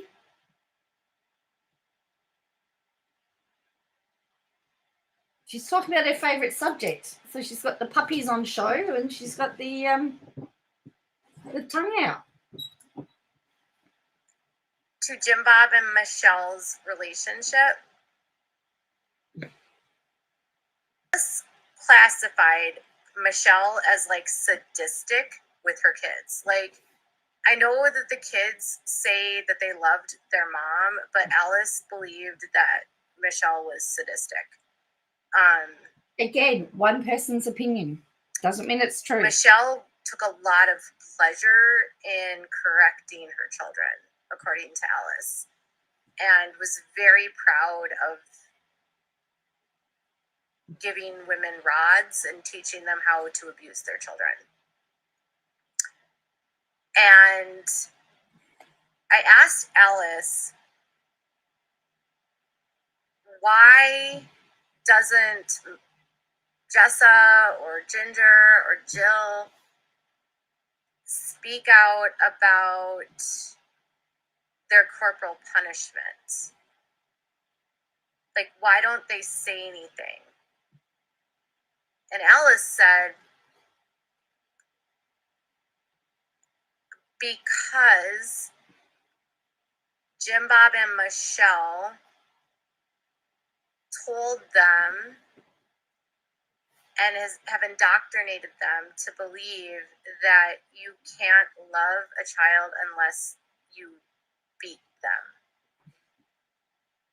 So they've told their kids that I have to hit you because I love you, because it is my job.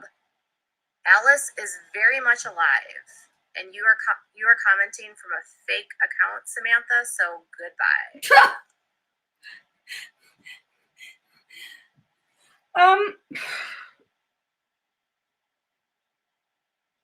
So again, it's what Alice, so she is taking this whole live based on she's put a whole lot of information based on a discussion that she's had with Alice. Alice, if I had to make a character assessment of Alice, she comes across as, I wouldn't be surprised if she's not an ex-friend of the Duggars and has been slighted, because usually, and he's out for vengeance, because isn't that what they do when they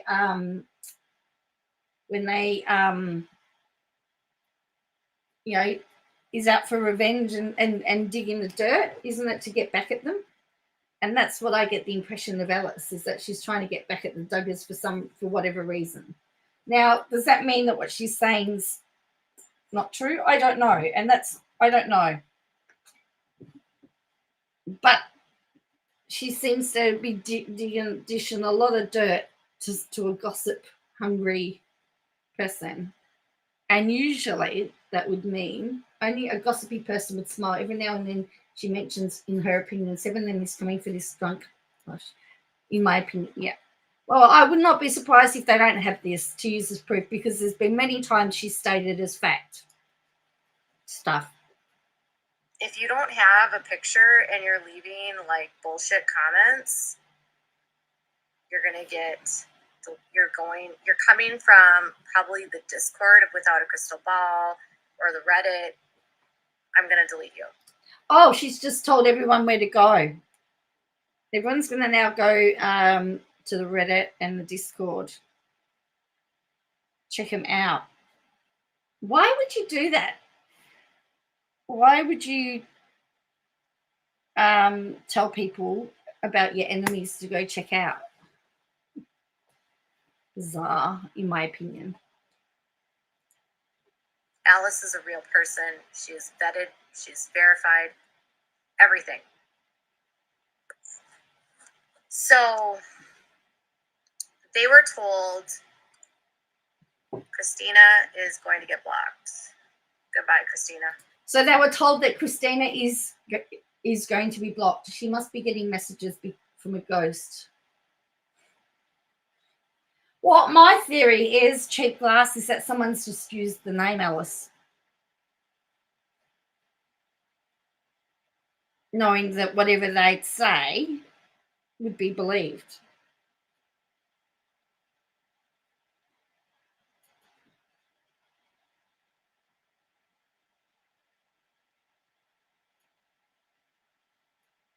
And she's taken the bait.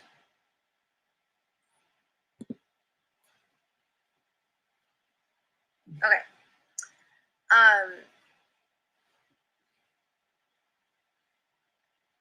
She said that they tell the kids that they are hitting them because they love them, and that the reason why they're doing this is that there's a Bible verse in Proverbs about like foolishness and the rod. You have to like use the rod to knock out the foolishness of the child. The woman from David's church shared the actual verse with me. I don't know the actual verse. It's funny how she can say, remember every other thing about these conversations with people, but when it came to a specific verse that was quoted, she can't remember it.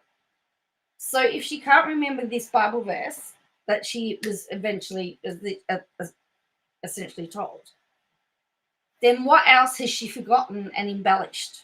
Because she's hoping people will subscribe. The only reason she would direct them not to go there. Spare the rod, spoil the child. That's correct. That's in Proverbs, yeah. But yeah, to remember all of this stuff, but not one simple verse, in my opinion, starts to question the credibility. Someone from IDLP that knows the proverb verse, you can put that in there. But that's the verse that they use to justify hitting. And so what they tell the kids is like, God has told me that I have to hit you, and I'm doing this because I love you, and I'm going to hit you and hit you and hit you and hit you and hit you to break your will. So anyways, they've equated the abuse But the interesting thing is that not all abusers that she says that do this are Christians either, by the way. You know, so you can't say that anyway. And there is a thing called discipline, and discipline and abuse are two different things, and they often get confused.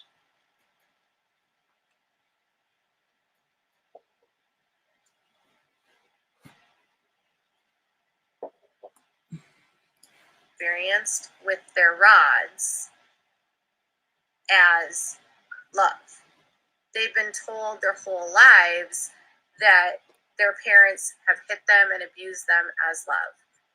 And I said, okay, but it's 2023, y'all. Don't they know that there's other ways to discipline children? And Alice was very honest with me. And Alice said, those who spare the rod hate their children, but those who love them. It's that one, but there's something about the foolishness of children. There's a proverb about foolishness of children, like a specific proverb about foolishness of children. But anyways, she said that the other reason that they're not saying anything about the corporal punishment is because they're all doing it. She couldn't say for sure about Jill, but she could say confidently the rest of them would be a part of churches that are promoting biblical beatings of their children. And so have I got a different version of the Bible? Because I don't read anywhere where the Bible talks about beating a child.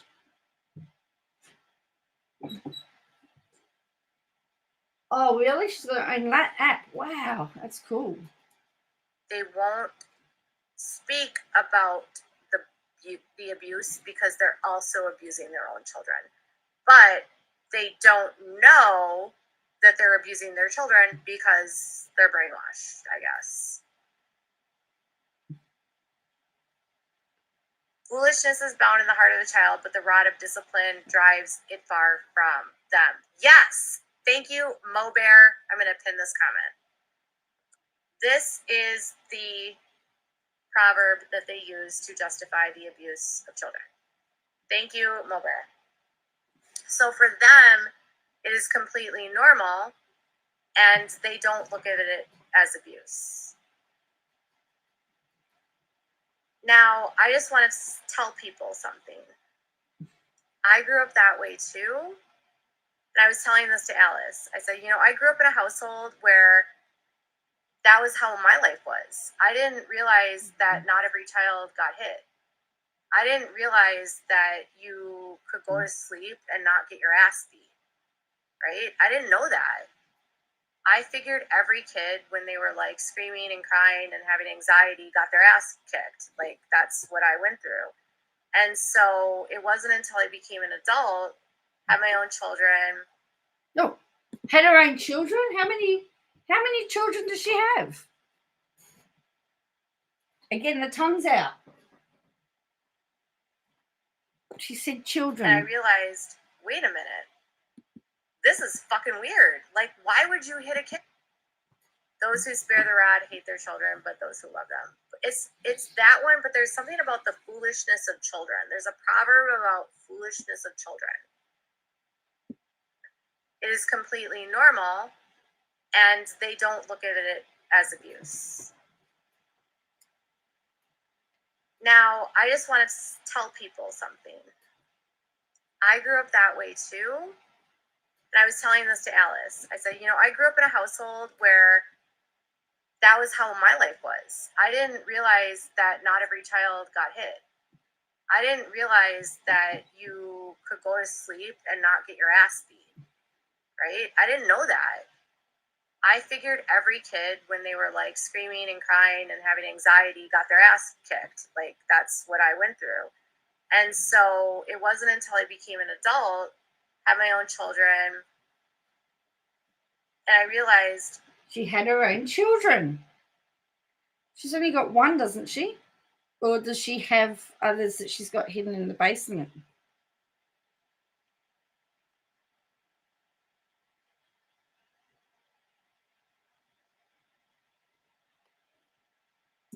wait a minute. This is fucking weird. Like, why would you hit a kid? Why in the hell would you hit a kid? And then I started asking my friends, dude, were you hit by your parents? No, no, no, no, no. And I was like, oh, why would you hit a kid? Oh, they must be in the minority. There's a lot of people that I know. I'm talking about getting a spanking, not being beaten. But there were times where I did, because I had done something wrong and I hadn't learnt. So it was always used as the last resort. I was just stubborn. Terry, oh, here we go again. It happened to her too. I'm a victim too. Yes. So, of course, she knows how everybody feels because she's a victim. Why would you hit a kid? Like, why would you do that? I grew up in a home where my parents were Democrats, and they hit me. Oh, so she's saying that Democrats are violent. What does her parents' political persuasion have to do with the price of eggs? What's that got to do with anything? They were it's a confusing life I lived, because they might have been politically Democratic, but they had conservative beliefs about some things. And I don't know if it was because of their age. They're in their 70s now. Democrats back then were different than they are today. I don't know. My dad was very misogynistic, extremely. My dad was a narcissist. Oh. I don't speak to him at all. I have no contact with my parents because of their abuse. But it took me until I was 42 years old to have that moment. And so I was telling Alice, like, well, maybe it'll take Jill until she's in her 40s to understand that this is abuse. Getting spanked is being hit, midwife. It's the exact same thing.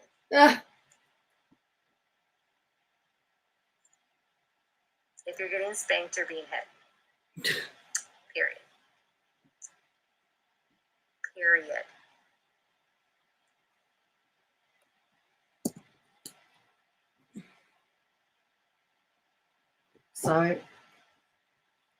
So that's why she's not having any contact with her parents now, hey? Because now they're abusive. But they were educators. I don't know.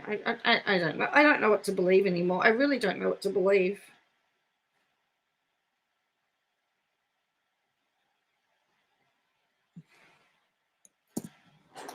Politics were different when I was growing up. Like, yeah, I don't know. My dad was very misogynistic, very sexist, very shaming. I was the scapegoat. I was a lot like Jill. So, anyways, I was telling Alice, like, well, maybe when they're in their 40s, they'll figure it out. Except it wasn't, it might have been the norm with baby boomers, but I'm like Jen, can't remember what this is. I'm like the micro generation between Gen X and millennials. I can't remember what it's called. There's like this micro generation. It's like, I think it's like 1978 through 1985. Which is not my generation. It's a microcosm of a generation where I'm too young to be Gen X, but I'm not old enough to be, I'm too old to be millennials. Gen Z. Zennials. Yes, I'm the Zennials. Thank you. I'm the Zennials. I'm glad she's not in mine.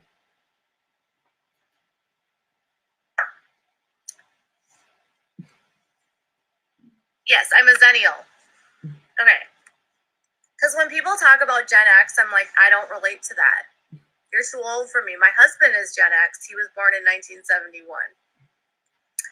But I'm a Zennial.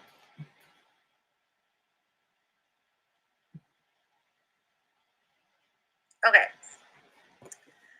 So anyways,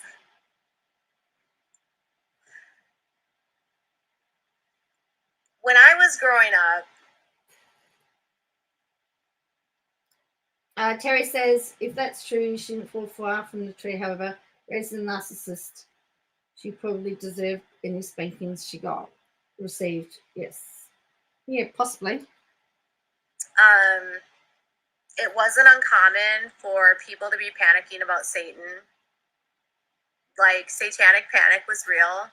Like, seriously, Tipper Gore, who was a Democrat, by the way, Tipper Gore was trying to, like, ban all the music, all the heavy metal music. This is why I'm telling you, Democrats were different back then. Tipper Gore, who was a Democrat, Al Gore's wife, was trying to ban heavy metal music. It was just a different time. Yeah, I know. You just told me Gen X is 1965 through 1980, but that doesn't... Zennials are like the microcosm, because people that were born in 1965 and people that were born in 1978, you can't compare the two. They didn't have the same childhoods. We didn't even remotely have the same upbringings. My brother-in-law was born, I think, in 61. Is that the one that's in jail? And then my sister-in-law was born in like 65. Our childhoods were not even comparable. To have us in the same generation would be ridiculous. They went after Twisted Sister. Yes. Exactly. Yes. Tipper Gore was a Democrat, and she literally went after hard rock music. Ridiculous. Twisted Sister wasn't hard rock. The 60s changed things, but my brother-in-law's childhood was way different than mine. My husband's childhood was way different than mine. My husband doesn't have memories of his childhood like containing computers. My childhood contained computers.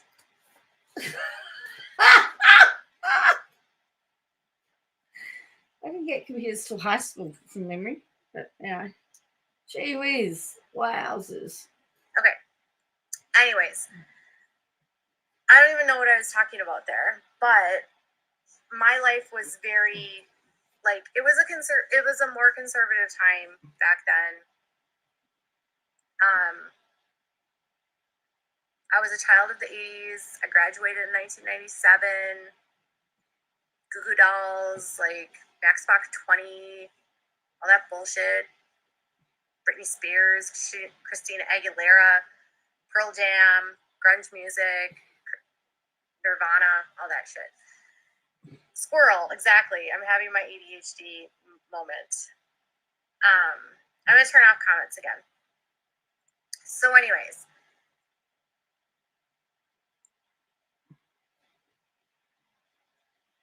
what is happening in the IBLP is like, I feel like I can only tell you so much. Like, I can write it out in words and I can say, this is what it is. But I feel like until you hear, I have IBLP survivors in my comments every day. I have survivors of Gothard, sexual assault, abuse, harassment victims of Gothard in my comments every day. And I get really offended. This is why this whole thing started. When people start saying that the Bates are better than the Duggars. I get really hurt and I get really pissed off. And so I'm in this woods, right? I'm getting trauma on I get trauma in my emails, in my DMs, and on my phone. And I don't ever complain. One of the first things I always tell someone that grew up in this is that I want to. First thing she should be telling people is that you need to have some counseling. Validate what you went through and what you experienced was wrong. Because many of these women have never in their lives been told that what they went through was criminal and wrong. And so when they come to me and they're sharing this information and they're saying that Gil Bates told me this, or David Waller said this, or I'm to pledge an allegiance to the Duggars. And then they're also caveating that with, I was assaulted by Bill Gothard. I was assaulted by someone at a training camp. My brother sexually assaulted me. Do you know how many messages I get from girls that grew up in the IBLP that said my brother assaulted me, or my dad sexually assaulted me, or my cousin or someone in the IBLP sexually assaulted me? It again, look, she's got the girls on show. Has she changed her camera angle?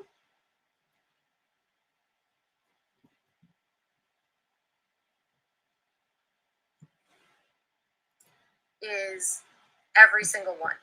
I have not had a single girl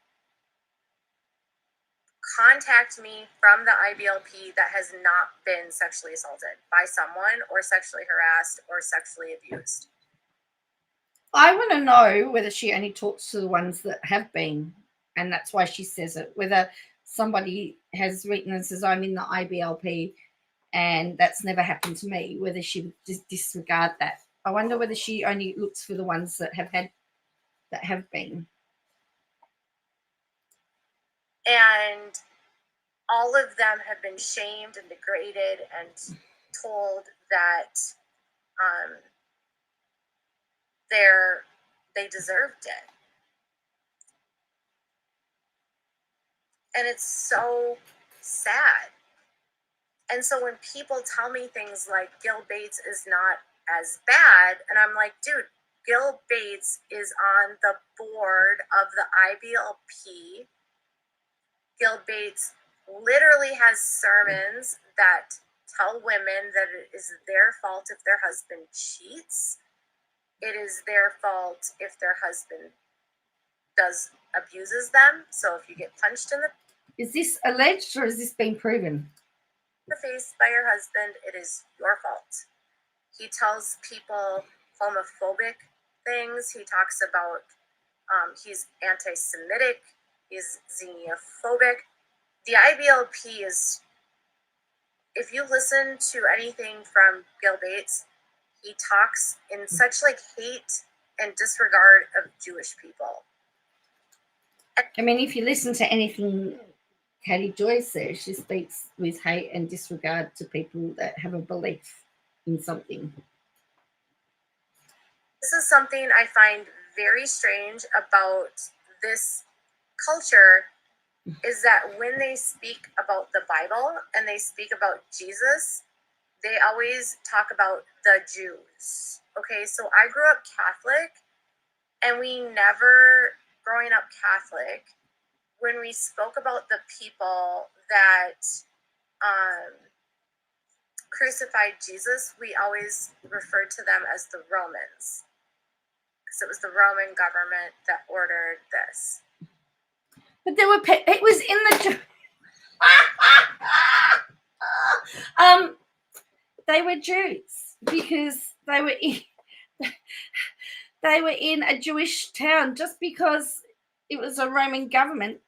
Oh, the Sanhedrin were the Jewish people. The whole Old Testament is about the Jewish people. There is a whole section in the there's a story in the Old Testament where Peter has to go and preach to the Gentiles, and he doesn't want to preach to the Gentiles because they're not Jewish. In the Baptist culture of the IBLP, they blame the Jews for murdering Jesus, and so they are very anti-Semitic.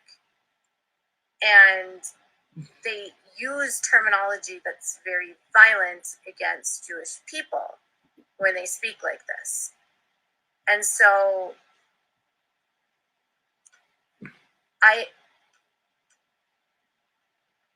I've never heard of people blaming the Jewish people for killing Jesus. He had a cross. On the top of the cross, there was a sign that said, Jesus, the King of the Jews. The Pharisees didn't like him. Oh, I thought she said she read her Bible. But that's what Gil Bates says. And that's what. So based on her, then I'm obviously anti-Jew as well, based on what she said. But I'm not. I've got a Jewish doctor. I love him to bits. I love talking Old Testament with him. Love it. Love talking about the Old Testament, and love talking about. We differ when we get to who Jesus is, but that's okay. You know, that's where we differ in our belief system. But you know, but admits Jesus existed. But the Jews wanted him. The Pharisees wanted him gone because they considered him as a false preacher. The Romans were the vehicle of which it was done with. Okay, Jay, you need to read your Bible. IBLP says. And Jesus was Jewish, yes. I know it doesn't make sense. None of it makes sense because they don't understand the Bible at all. So a couple of days ago, I posted something about Jim Bob being dyslexic, and people that have dyslexia were really upset with me because you said I was being ableist. I had no opinion about dyslexia. I was sharing with people Jim Bob's opinion about his own dyslexia. Jim Bob's friend basically said to me that, like, Jim Bob was illiterate when he graduated from high school, and that he got sucked into the IBLP because he didn't have to read the Bible and he could just watch the videos. And so everything was on video and everything was like on audio, and so he could just digest things and he could go to seminars that way. And so he didn't have to read the Bible, and he doesn't want to have to read the Bible because he really can't read. And it's not because he's dyslexic, it's because he doesn't do anything to try to treat. So now she's telling us that if we believe that the Jews are responsible, that we haven't read the Bible. Okay.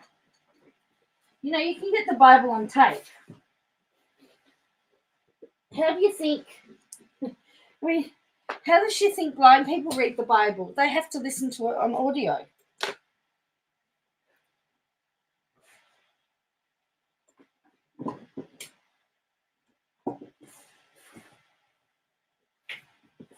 So she's saying if you can't actually, and she's also saying if you're a person that can't read or you can't see, then you can't know the Bible because you can't read it.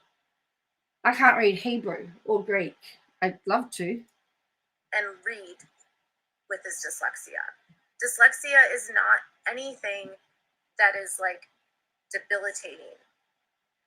People with dyslexia with proper treatment can learn to read. But Jim Bob is so... It's not about... Yeah, Jim Bob was having a maladaptive response to it. He was like mad about the fact that he couldn't read. He was angry about the fact that like he had a horrible experience in school. I'm not going to tell you. I can't tell you who Alice is. Alice is just someone who knows the Duggars. I'm not going to tell you who she is. She's just someone who knows the Duggars. So, and that's not her real name. No, we know that. So anyways, Jim Bob was telling his people this, right? So he got sucked into the IBLP because he didn't have to read the Bible. And then he was like, well, I can just watch these videos. I can go to these sermons. And I can watch these seminars. And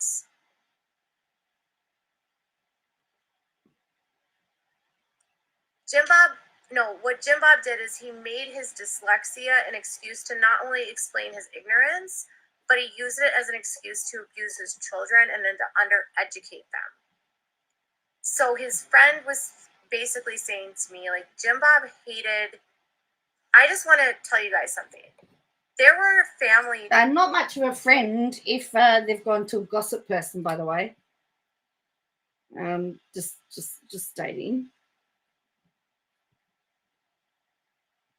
But yeah, so yeah, she's just now said that because he can't read the Bible, she's trying to say that because he didn't read the Bible, he didn't learn it properly, and therefore anybody that can't read the Bible doesn't learn it properly.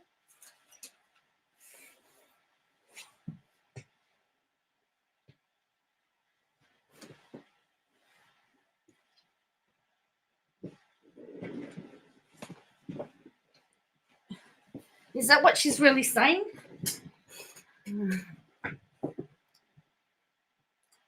That were friends with the Duggars that were homeschooled, and they were homeschooled very well. Like, there's one specific family I can think of where the mom was actually like a K through 12 teacher. She quit her job and she homeschooled all of her kids, and her kids had a stellar education. And some of those kids went on to college. But the Duggars were not those people at all. And Jim Bob didn't want to have his kids educated because he wanted to control them. And Gil Bates is just a smiling puppet. Thank you.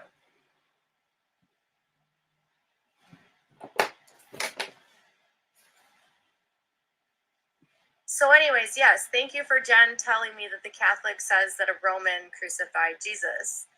So when you listen to Gil Bates talk about how the Jews killed Jesus and it's the Jews that hate Jesus, even Jim Bob's church in Gospel Light Baptist Church, they also say these things about Jewish people. Yeah, according to the gospel accounts, Jewish authorities, he was...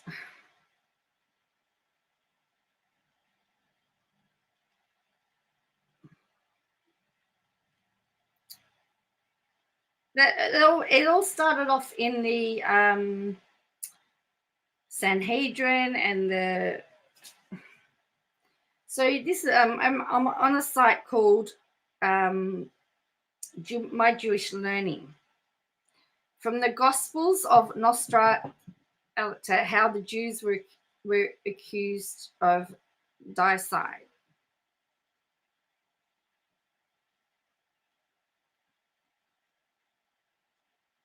Argued that the modern day Jews could not be held accountable for Jesus' crucifixion, and that not all Jews alive at the time of crucifixion were guilty of the crime.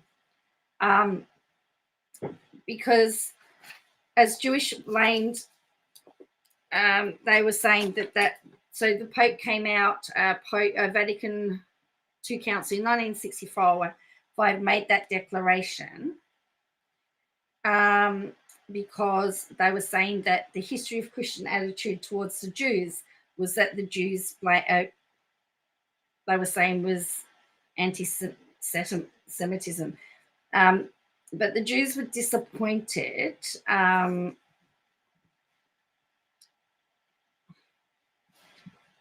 that they still get the blame. But yes, they were. I mean, the Romans did crucify Jesus, and it was at the time of death, the Romans were imposing a harsh, brutal occupation on the land of Israel, and the Jews were occasionally unruly. The Romans would have had reason to want to silence Jesus, who'd been called by some of his followers as the King of the Jews. The Jews, on the other hand, they lacked a motive for killing Jesus. That there were different factions of the Jewish community at the time. You had the Pharisees, the Sadducees, the Essenes, and others had many disagreements with one another, but they did not ultimately do the execution. But the belief that the Jews killed Jesus has been found in Christian foundation literature from the earliest days of the Jesus movement, and would not be easily abandoned just because of historical arguments. In the letters of Paul, which is regarded as to be the oldest works of the New Testament, written 10 to 20 years after Jesus' death, Paul mentions, almost in passing, the Jews who killed the Lord Jesus in 1 Thessalonians 2:14-15. While probably not central to Paul's understanding of Jesus' life and death, the idea that the Jews bear primary responsibility for the death of Jesus figures more prominently in the four Gospels, Matthew, Mark, Luke, and John, which have slightly different accounts. Matthew, the best-known Gospel, describes the unfair trial of Jesus, arranged and presided over by the Jewish high priest, who scours the land to find anyone who would testify against Jesus. Matthew's description of Jesus' suffering and death on the cross has become the basis for many books and plays. All four Gospels, either implicitly or explicitly, state that because the Jews were not allowed to punish the other Jews who were guilty of blasphemy, they had to prevail on the reluctant Romans to kill Jesus.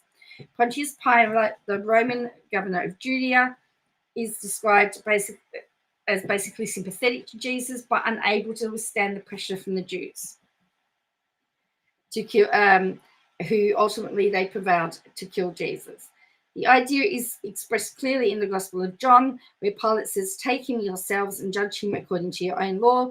the Jews replied, we are not permitted to put anyone to death in John 18:31.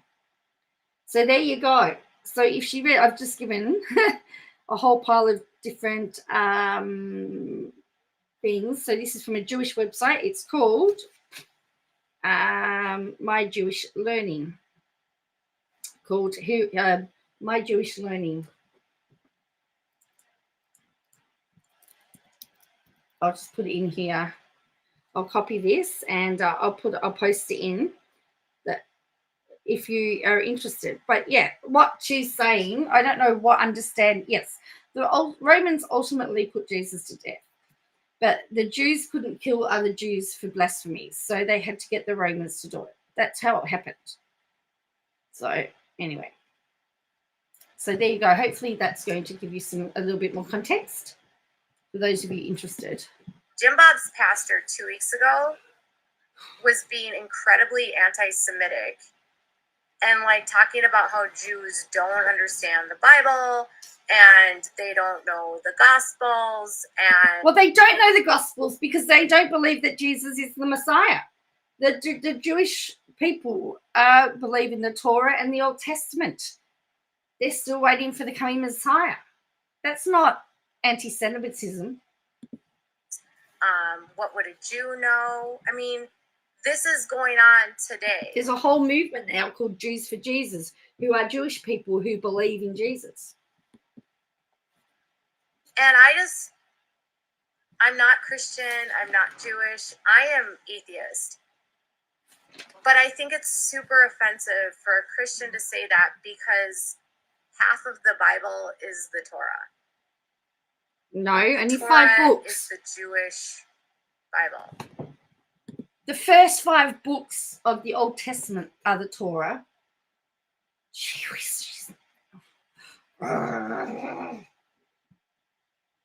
Do I have to prove that as well?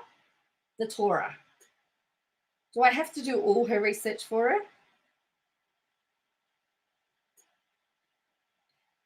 The first 5 books of the Bible it's a combination.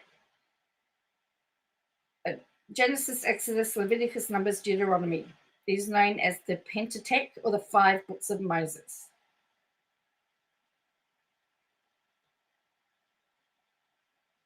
So they are also the books that are believed to be being written by Moses, by the way. That's where the Torah comes from.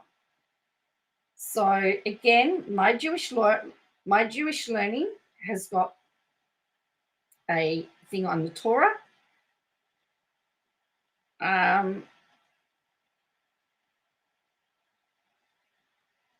The Torah, prophets, Nevi'im, and the writings collected the Hebrew Bible, what Christians refer to the Old Testament. So, yeah, but the Torah in itself is usually the first 5 books of the Bible. So let me just copy that, and I will put that in here. Seriously, this is why on earth? I mean, she wants to talk about misinformation. There we go. Christians usurped the Jewish faith and created their own with Jesus. No, what?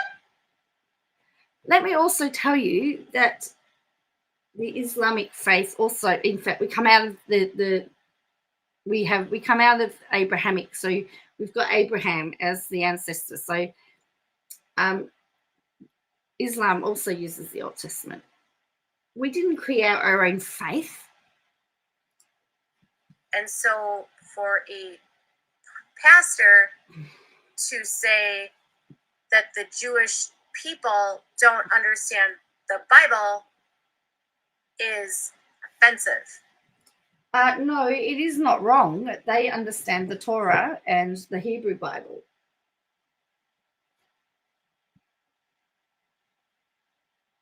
They will not touch. They would not touch. I'm happy to be proven wrong. They would not touch a Bible because it's not the Torah. It's not as sacred. It's not. Anyway. Why am I bothering to try and explain it? Because Christians wouldn't exist without Jewish people.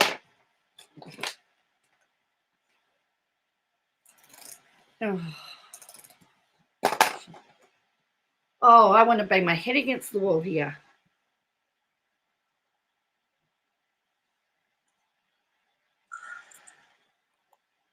Seriously.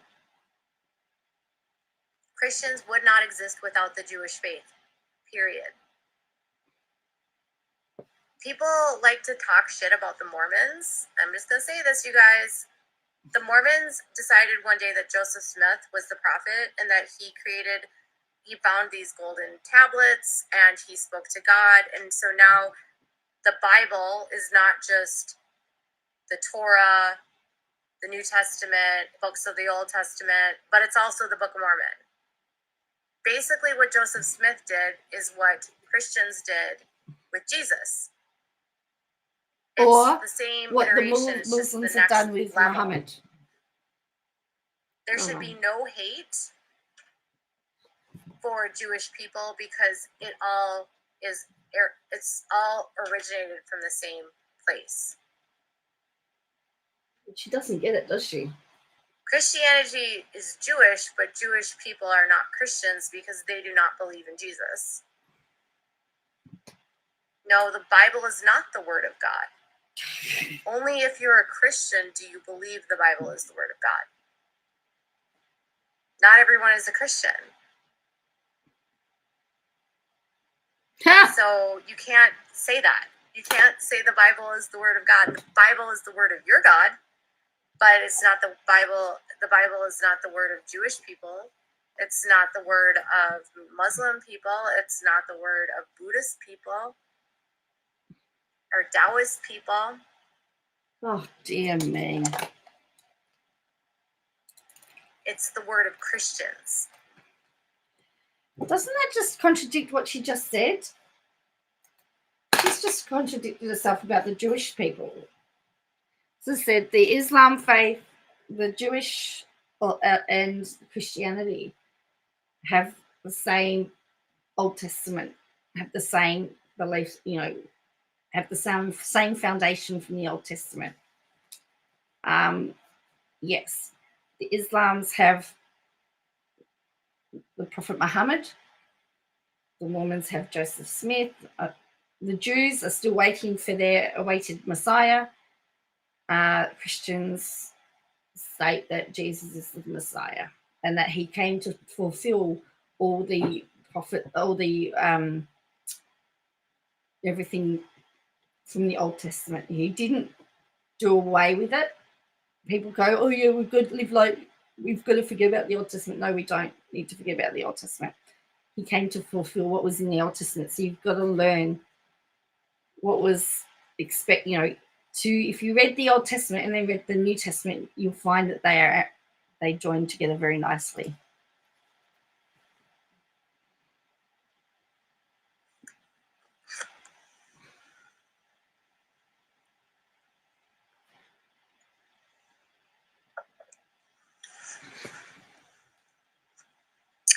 Anyways,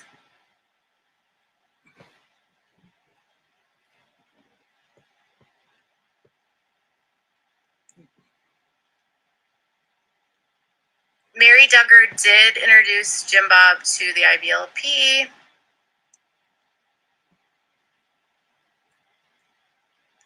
Someone once asked me, why did you become an atheist? I don't care if you guys believe in God. Yes, you do.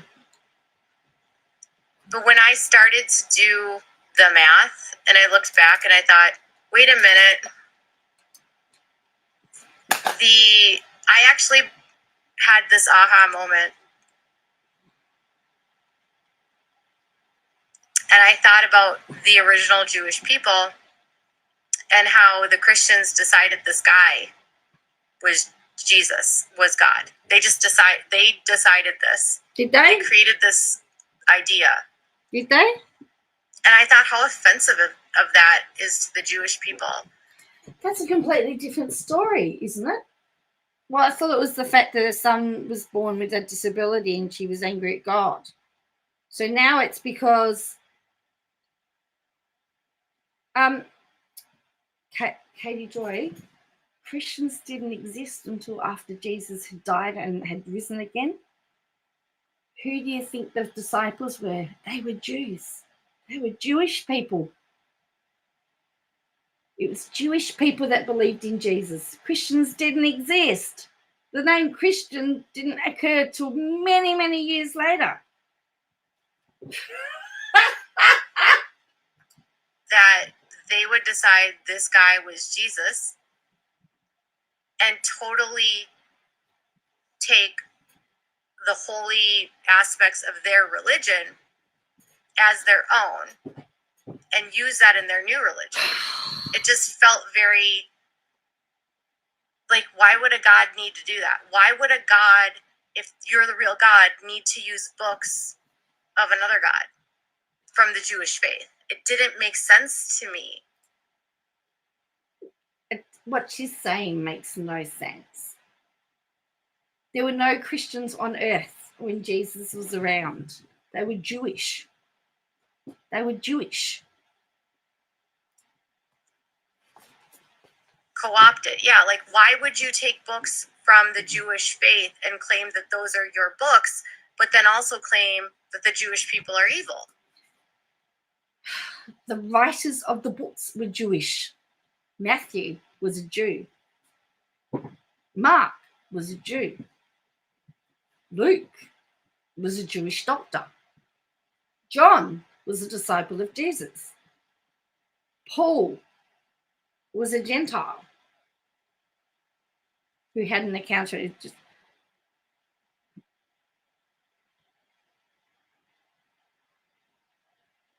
Judas, who betrayed Jesus, was a Jew. He was born of Jewish parents, Jesus. If the Jewish people were evil, why wouldn't you want their books?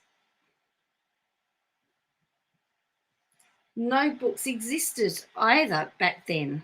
They were all scrolls. Gee whiz, it's annoying me. It's annoying me so badly.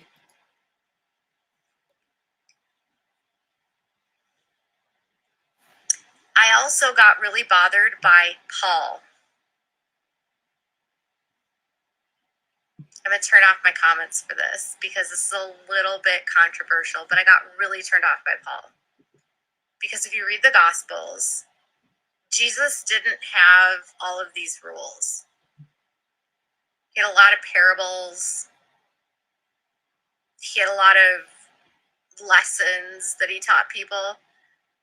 But Jesus was also kind of like, it really bothers me when people say that Jesus was sinless and nice to everyone, because Jesus was actually very, at times in the Bible, if you read it, not that nice to people. He was rebuking them and he was mean and he was... Oh, rebuking them is telling somebody off for doing something wrong.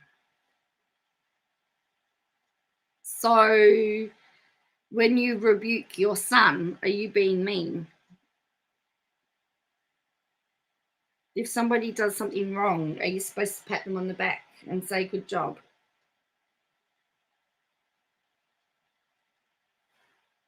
I know what she's going to talk about, and I will respond to that, because I'm certain whatever she's going to say is going to be out of context. Again. Calling people names, and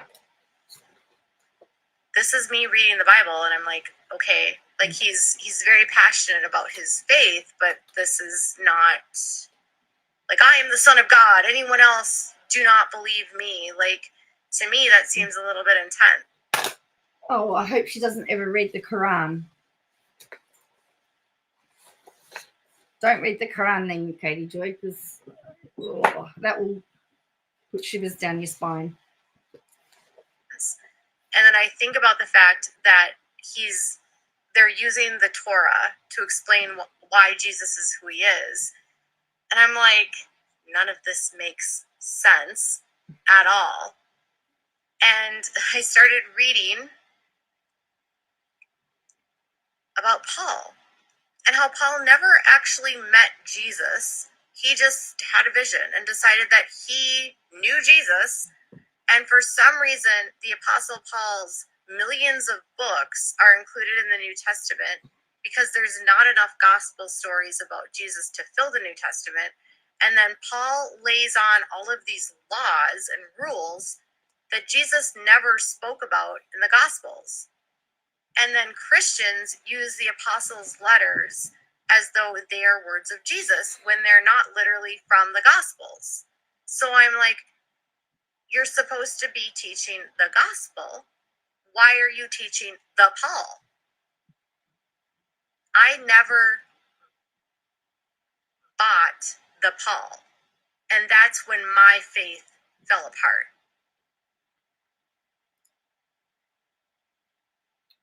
Right. You've got to remember that the writings of Paul, and they're often referred to the letters of Paul, were letters that Paul wrote to people. So if you look at, you've got Timothy, the book of Timothy, which it was written to a young man called Timothy who was in a ministry place, and they'd been correspondence. I don't know what Timothy had written to it, but it was a letter to Paul. Corinthians was to the church of Corinth. Thessalonians was to the church of Thessalonica. So they were letters that he wrote. Often he was in prison, he was on a boat. There's places. So they weren't gospels, they were letters.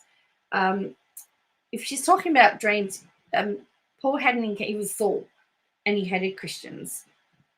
And in fact, he was responsible for the stoning. He was part of the group that stoned Stephen, and then he had an encounter, turned his life around, and became a follower of Jesus.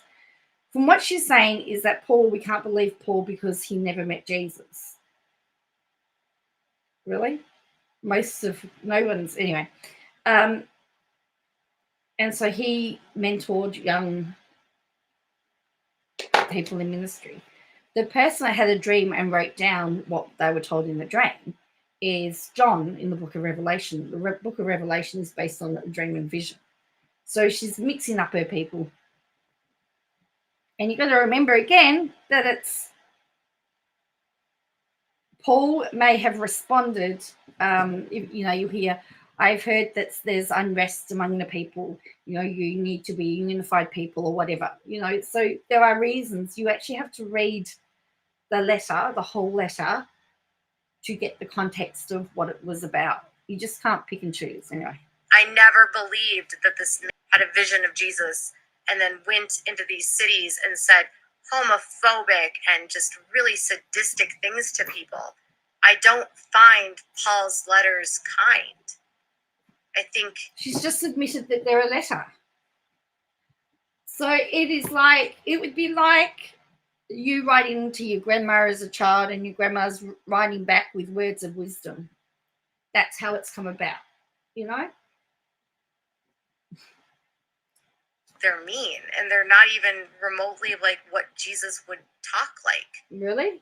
She just said that Jesus was mean and he was this and he was that, and then she's saying, but Paul wrote like, I'm not. Time lecturing people about morality than Jesus did. It never made sense to me. And fundamentalists love to use Paul as their martyr because Paul is the one that brought in all of these nasty rules that Jesus never discussed. So how are we supposed to? It's like the Bible didn't have enough of Jesus, so they had to fill in the blanks with Paul, but Paul never met Jesus. And I don't believe Paul had a vision of Jesus and was speaking to Paul. I'm just saying. The Nicene Council was the one that decided as to what they were. The Bible, there are other historical books that are written. There's more books that the Catholics have than the Christians. There's also the Hebrew Bible, which has some extra books. And if you actually go and read those, it gives a little bit more perspective. And there's lots of other people that have written about Jesus and the time of Jesus being. There's a guy called Josephus. He wrote a book that reiterates a lot of the stuff that's in the Gospels. But, that would require research. If that makes me a bad person, I'm not trying to tell you that you're wrong for being Yes, a you are. Christian. I still believe that there's letters in the Bible that are beautiful, but it doesn't make sense to me because the Gospels don't match and the Gospels contradict each other. Because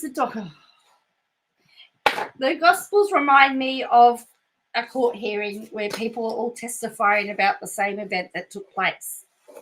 And everybody is seeing it from a different perspective and a different angle. Does that mean that each perspective and each angle is incorrect? No, it just means that people have seen things differently. That's all the Gospels are about.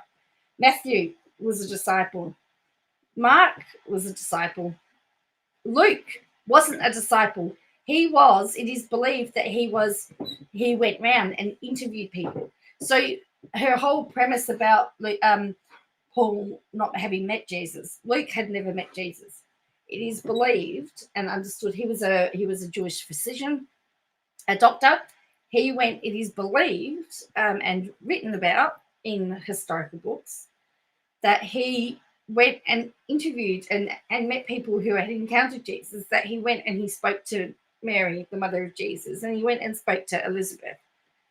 And he went and spoke to the disciples and he interviewed them. And that's how he collated the gospel stories. And that's why Luke is my favorite book, actually. Luke's one of my favorite. Matthew was specifically written, and Luke was also a Gentile. And so the book of Luke is specifically written for everybody, where the book of Matthew is really designed for the Jewish people. So, and again, you have to bear in mind that all of the Gospels had a different audience involved. And as I said, I like Luke because it was written for the Gentile. It was written by a Gentile, and he did research. And being a doctor, he was quite intelligent. They do it. Thank you for your bad. So I've just destroyed her whole argument. Patches.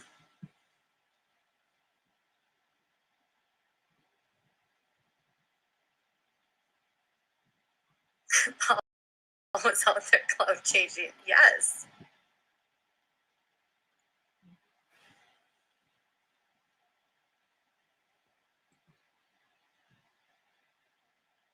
And the whole like the world was made in 7 days or whatever, 6 days.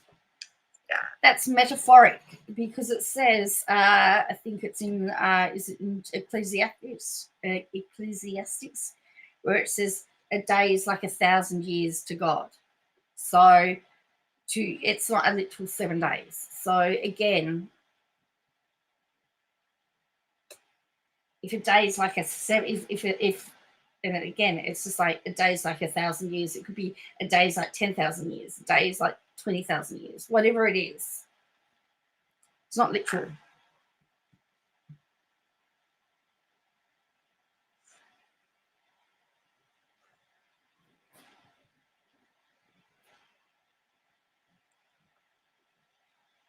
I just don't like Paul. Like, I don't like that Christians rely so much on Paul, and I don't like how Christians weaponize Paul. Some Christians.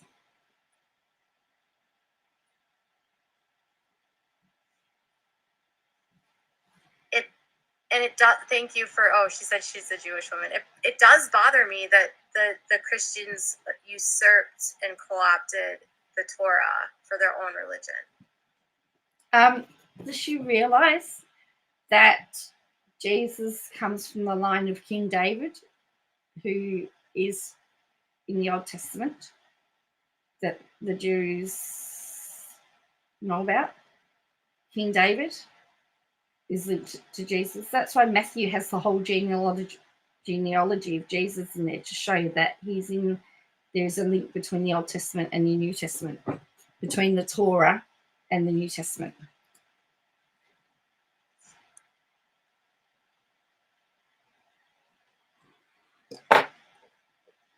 So according to KJ, we're all evil and we're all anti-Jewish.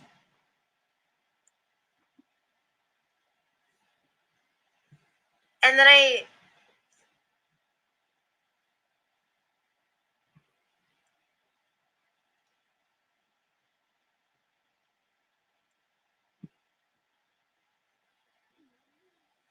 then it bothers me that Christians wanted to blame the Jewish people for not getting their faith right, which is really where anti-Semitism started. What?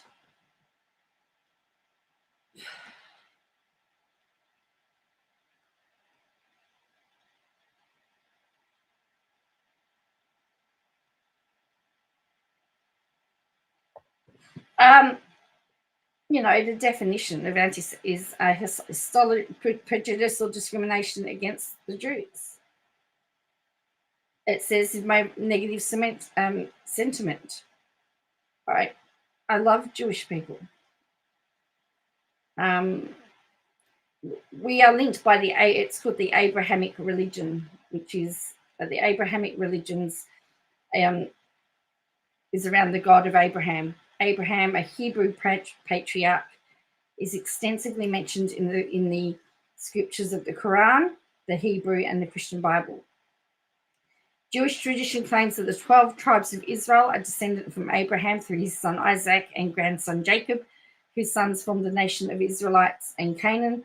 Islamic tradition claims the 12 Arab tribes, known as the Ishmaelites, are descended from Abraham through his son Ishmael. If you remember that there is Ishmael was the son of Abraham and Isaac was the son of Abraham. So Islam comes through Ishmael and Judaism and Christianity comes through Isaac. So, and then it goes, the Israelites from the Canaanite religions from the Bronze Age, by the Iron Age, had become distinct from the other Canaanite religions. Then we went through the Babylonian captivity. Then in first century, Christianity emerged as a splinter movement out of Judaism and under the apostles of Jesus. Widely spread after it was adopted by the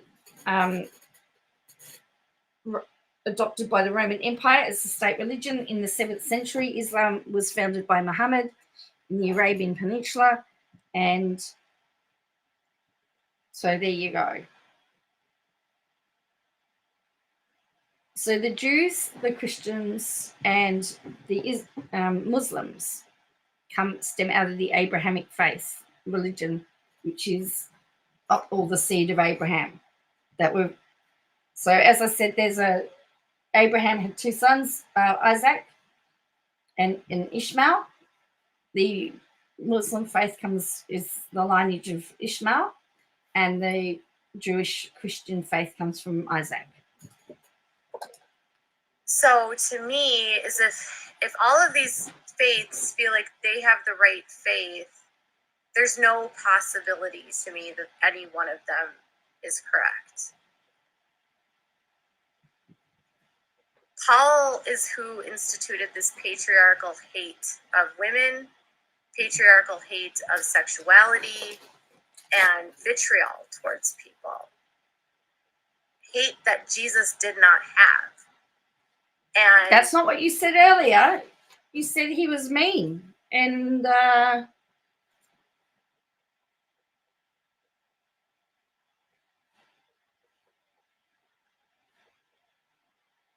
have to question whether she's read the Bible, to be honest with you. I listen to when churches in the fundies world, like in the Duggars, they love to talk about Paul, and Philippians is their favorite one. The book of Philippians was written to the church of Philippi. So again, it's a church, the Philippian church. And remember, it's a letter. It's a letter to the Church of Philippi.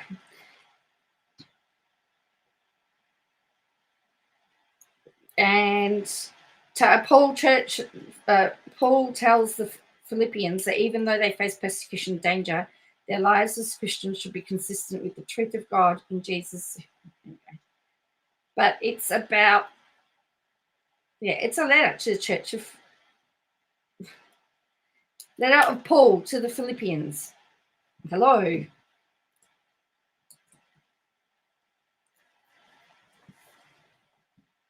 And what's ironic in all of this, you guys, is that I never wanted to be an atheist because I believed in my faith.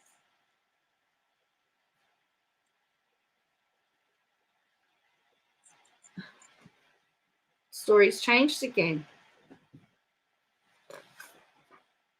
Isn't it? I never wanted to leave my religion. Yes, she did. Didn't she say she hated it? I don't want to talk about teeth brushing because you're coming from the stupid bullshit TikToker who knows nothing about the Duggars, and that TikToker that's putting blind items can fuck themselves. Oh. I don't want to be tagged by some douchebag on TikTok. I thought you didn't have a TikTok account. Trying to get clout or whatever, passing blind items on the Duggars. I thought she If never. you don't have actual knowledge about the Duggars or have sources telling you shit, don't post a blind. That's what I'm going to say. Talk to people. Don't post a blind and put out a rumor without talking to someone. Period. I'm not going to entertain shit about teeth brushing of the Duggars because this douchebag on TikTok, it bothers me that people on TikTok will just run with rumors. No one's telling them anything. They just heard something. What, just like you? She said that this whole live has been about stuff that people have told her, allegedly. She's not showing anything. Ask someone. Talk to Jill. I've never heard about teeth brushing. Period. Never come up. Not one time. Someone sent me a blind item from Crazy Days and Nights about screen sharing or the screen, your screen on your phone when it goes to sleep. And they were saying this was about Ginger and Jeremy. And I'm like, dude, don't send me Crazy Day and Nights blind items. Don't send me blind items from people. I don't care. I actually talk to people in this world. I don't need a blind item to tell me something.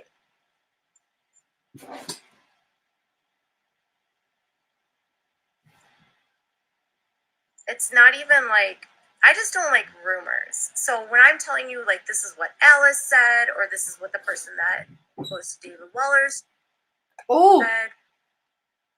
This could be some gold for 7M here. She doesn't post rumors. A blind item is, okay, so here's what a blind item is. A blind item is when someone who's a gossip site posts an unsubstantiated rumor and they don't post who it's about, and they just allow their audience to try to guess who it's about. Crazy Days and Nights doesn't know shit. They literally called Derek Dillard a murderer. I'm like, what the fuck? They literally accused Derek Dillard of murdering people in Central America. So that became this factual thing that went out. That's what blind items do. Doesn't she do that? If you can't go on the record, don't even publish it.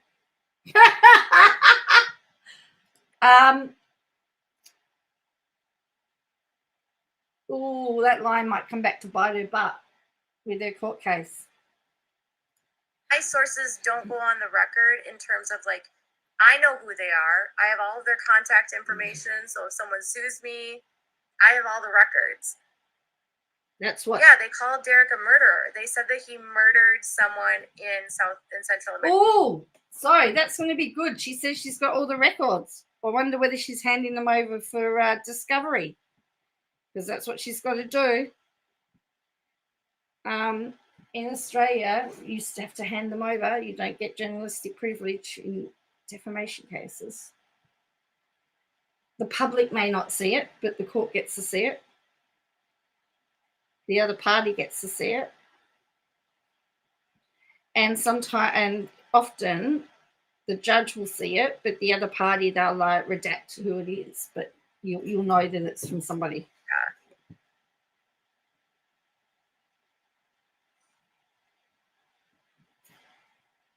It's not insanity.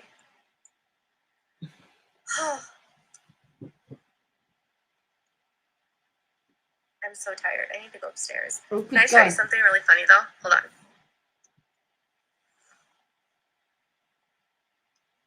Michael.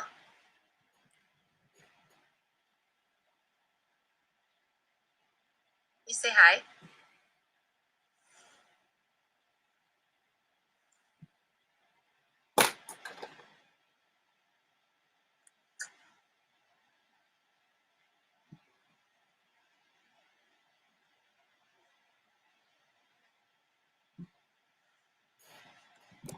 I'm surprised people still talk I'm in to my her. basement.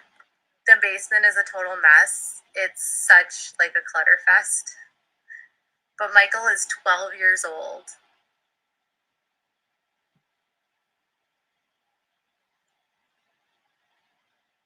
There's a lot of inaccurate stuff coming out about Ruby as well. Yeah. Frankly, like, I could do another video on Ruby, but I'm trying to just like wait until there's actually something to put out in a video that isn't just regurgitating what I've already said. I don't necessarily need to do a video. I was like, well, I could do a video about the search warrant stuff, but it just felt like piling on. But that's what she does to the Duggars every time they. I want to just like go to the wait toilet until there's she does something a video. Substantial to share. And I know that there's a lot of like victims coming out of Jody's, which is relevant to Jody, but it's not necessarily relevant to this case. So I'm just trying to be like really mindful of like what I'm sharing about this specific situation, because Jody is a problem, but I wasn't covering Jody, I was covering Ruby. It's complicated, right? Jody is a problem. She has a lot of victims, but I don't want to muddy the waters with other victim stories and the case that we're seeing today. I believe the other victims of Jody, right, that are adults that have spoken out, like Adam Steed and Jesse, Jody's niece, and such. I even spoke to Kevin's sister-in-law a couple days ago, and like their perspective is like they didn't know anything at all. They've been estranged from them for years and years and years, and people are just being really hateful to the families, and they really did push everyone away, so no one knew anything. So I have heard about cayenne being used for torture. I was going to tell you guys this. I'm going to turn my comments off. So I was going to tell you about this, but somebody else has said it, so I'm going to tell you about it. That follow me, like survivors, and one of the women that grew up in the FLDS near St. George in Hillsdale, you know, Short Creek. Short Creek is in Washington County, Utah. And this ex-polygamist who was a plural wife, when she saw that I had posted the search warrants, she said, I don't think that Jody was using the cayenne for dressing the wound. And I was like, okay, why? And she said, in our circles, that is what you use for torture. And Jody was treating. We're back onto the torture talk, and look, now she's got the girls out. It's funny, they're really noticeable when she talks about torture and stuff. If you're wondering what I mean by the girls, her puppies, yeah. And she was in a county with a lot of polygamists. Some of her clients were polygamists. And I think that Jody learned from some of the polygamists how to torture their kids with cayenne pepper. Because this woman said that her husband used to beat their kids, and when there was an open wound, to further hurt them, place cayenne pepper on them to make it hurt more. And it's well known that it'll make it burn and hurt. It will not help.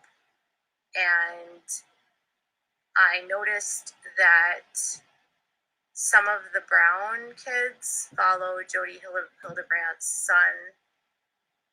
And so I'm confident that Jody was working with polygamists.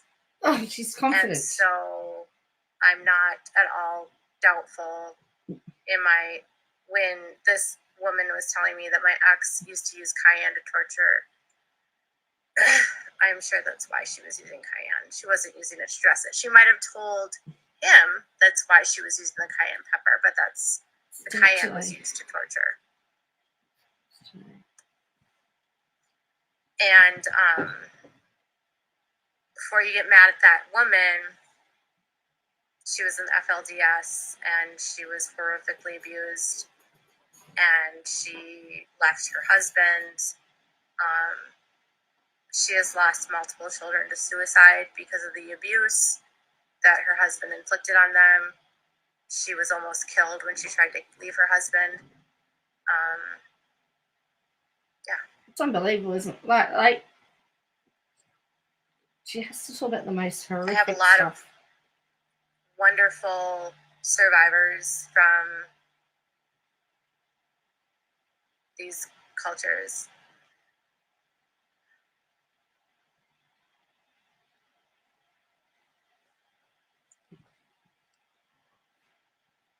Yeah, sad, right? Very sad.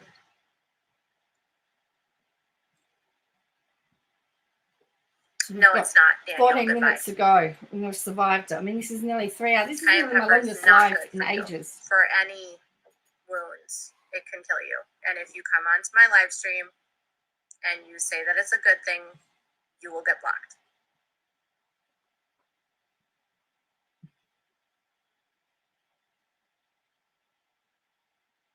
I know. Her daughter was actually featured on an episode of Escaping Polygamy. I don't want to give away too much identifying information. It's interesting because they completely manufactured her daughter's story, and it wasn't. She just said cayenne pepper is very dangerous, but I've just googled cayenne pepper and wounds.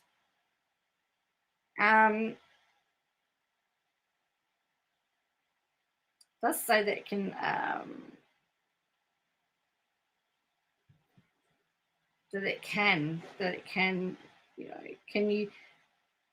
that you can use it on your skin quite safely. So I don't know, but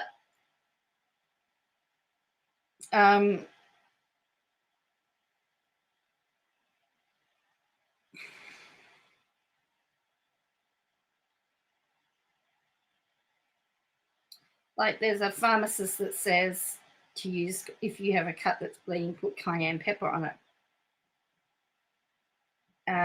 That the information on it says that it can be used to treat wounds. So there are some, like WebMD, which KJ likes to quote, says that there are health benefits to cayenne pepper. So again, she says, if you want to come and tell me that cayenne pepper is good, I'll block you. Someone's got an alternative view, but again, she's not showing it. I'm going to put the link here. So what I will say is make sure you check everything, check everything out. Don't believe everything everyone tells you. Do your own research. This is what I always say. Whatever I always had a minister that would say, don't ever believe my word for what I say. Do your own research and work out. If you've got any doubt, look into it yourself. Look into it yourself. And it caused a lot of trauma in their family. And then her daughter ended up killing herself a couple of years later. It's just so sad. Her daughter killed herself. She's had 2 children commit suicide.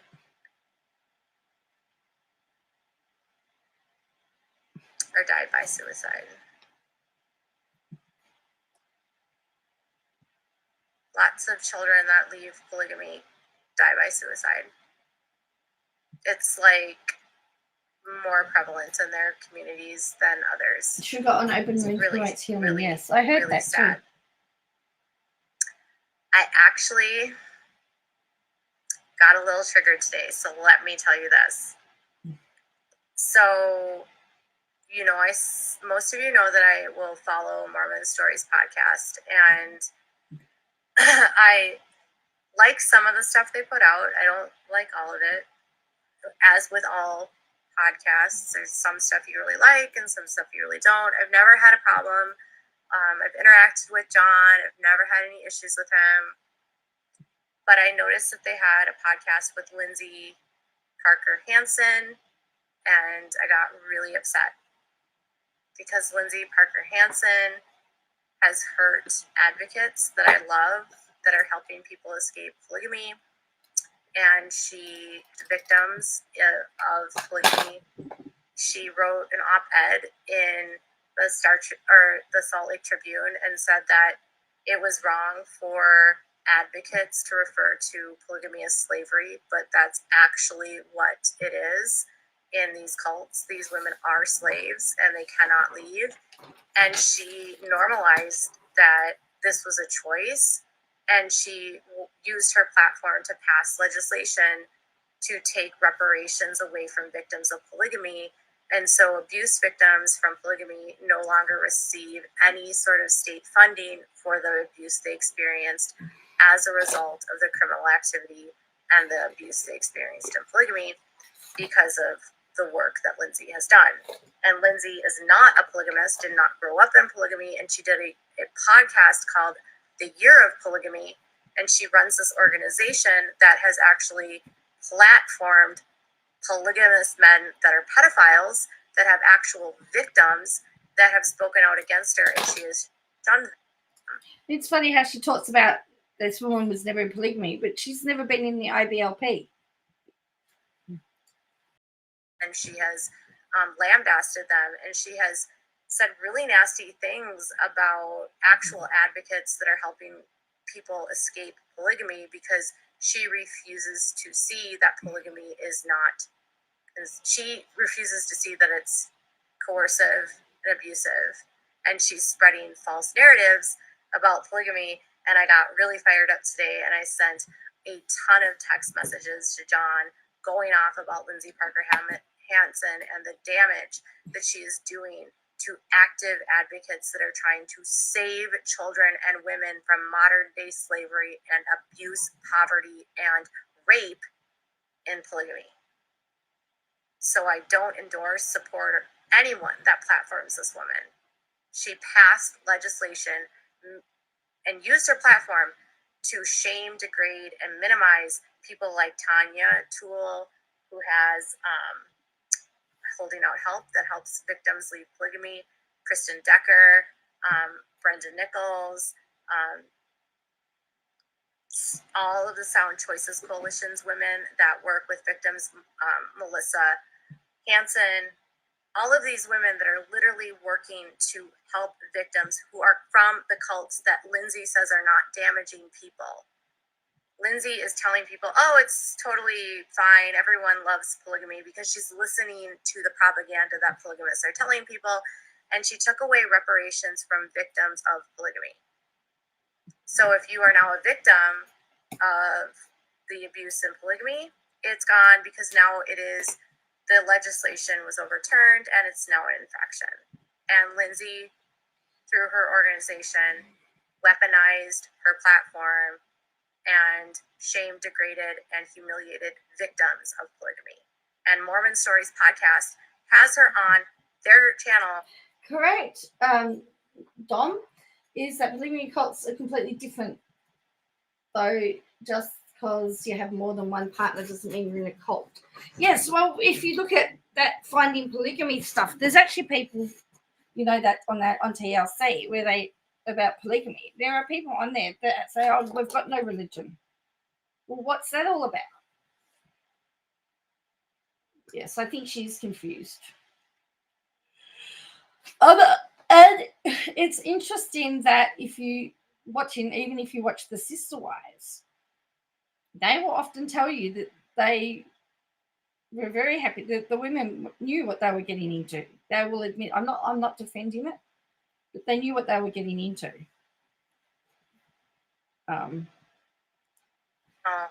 As the quote-unquote expert of polygamy, and she doesn't know shit about polygamy other than she's a former Mormon. Well, you're not an expert on polygamy either, but and believes that someday people will practice polygamy in heaven. It's bullshit.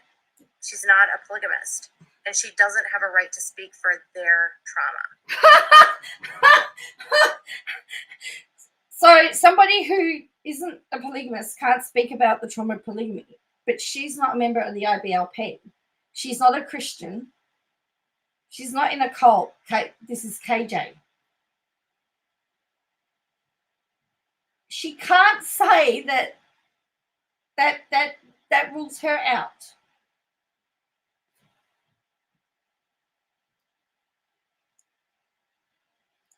Trauma. Sorry, getting off my soapbox.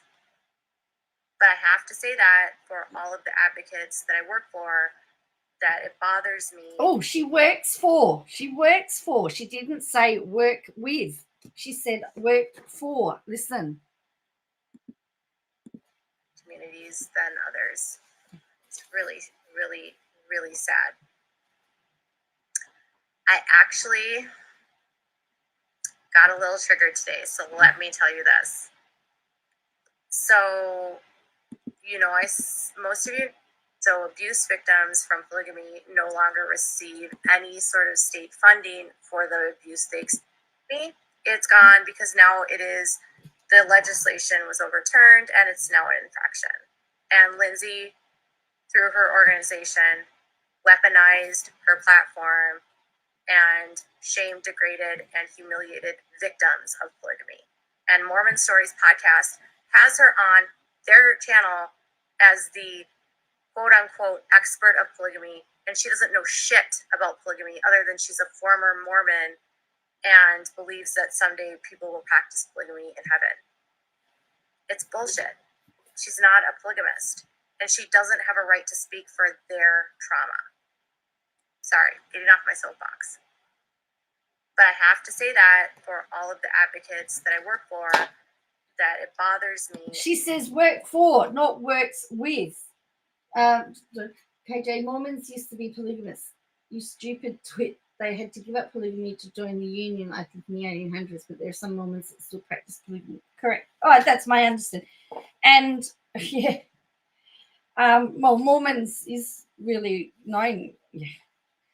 But how interesting, she goes, she's not polygamist and she's got no right to talk about their trauma. Well, KJ's got no right to talk about people who's experienced trauma in a cult or in the IBLP then, you know?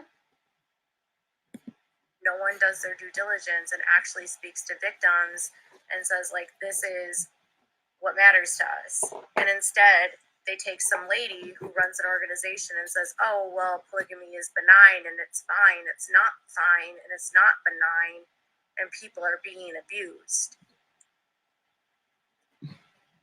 Is she annoyed? She is profiting off of their abuse, and she's pushing legislation. She's profiting off their abuse. Who else? Who does that remind you of?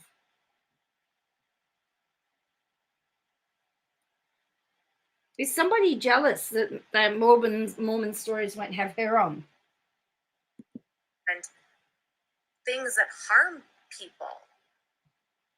I mean, I've literally had women from polygamy, from the FLDS, say, Lindsay has hurt me.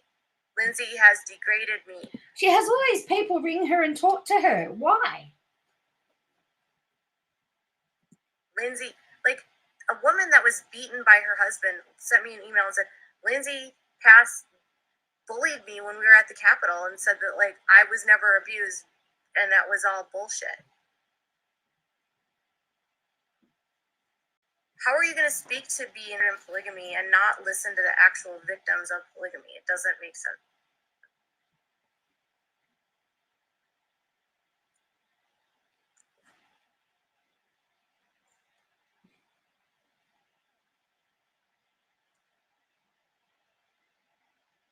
That was like a flash. That was weird.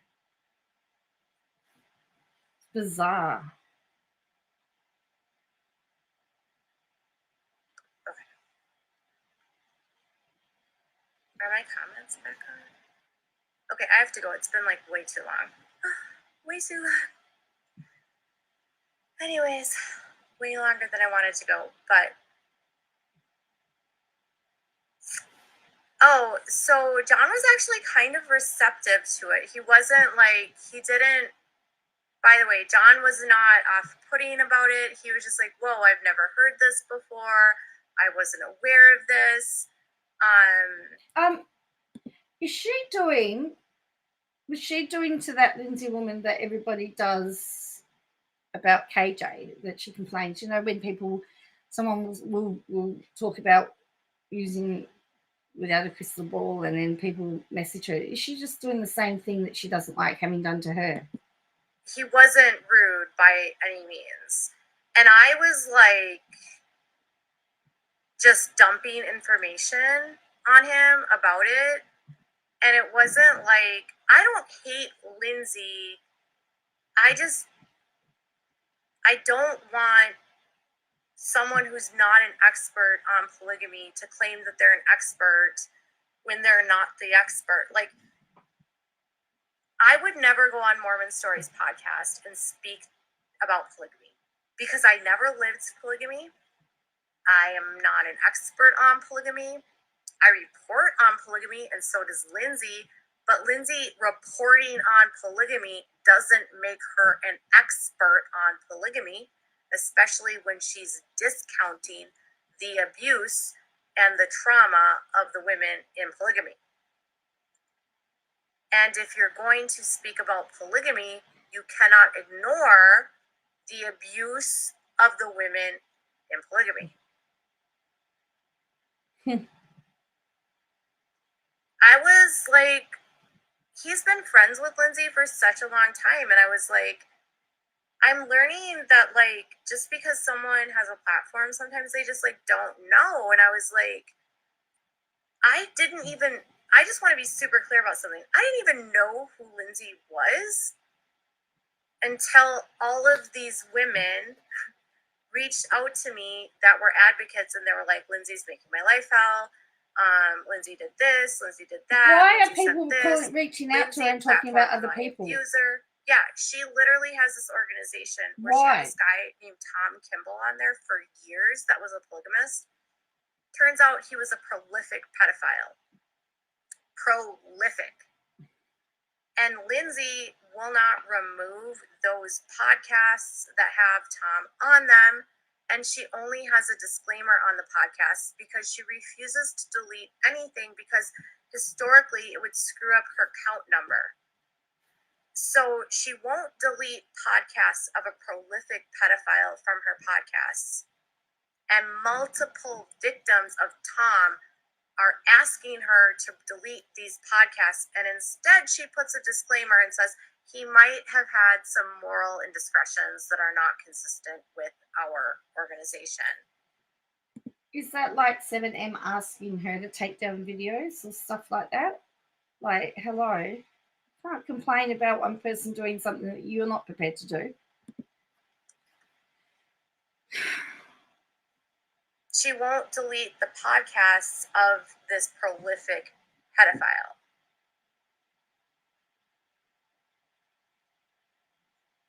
Again, is it proven? It is crazy as hell. And then I told John about Tom, and then Tom was like, oh, I was friends with Tom too. That was really sad when that came out. There's this like weird, and I'm not trying to be rude about the Mormon culture, but there's this very weird undercurrent with the Mormon culture where like people come out of Mormonism and then they like all become experts on Mormonism, and they have the best intentions, but there's not always the best vetting. And I feel like if you're going to platform someone about polygamy, you should platform someone from polygamy. Don't platform someone that's researched polygamy. Like, if he ever asked me to come on to his podcast, I would never go on it to talk about polygamy. I'm not from polygamy. I have no place talking about polygamy on his podcast. Just like she's got no place to talk about IBLP. She was the person that they used for that series that they did about on Hulu. Remember, with that guy about that murder?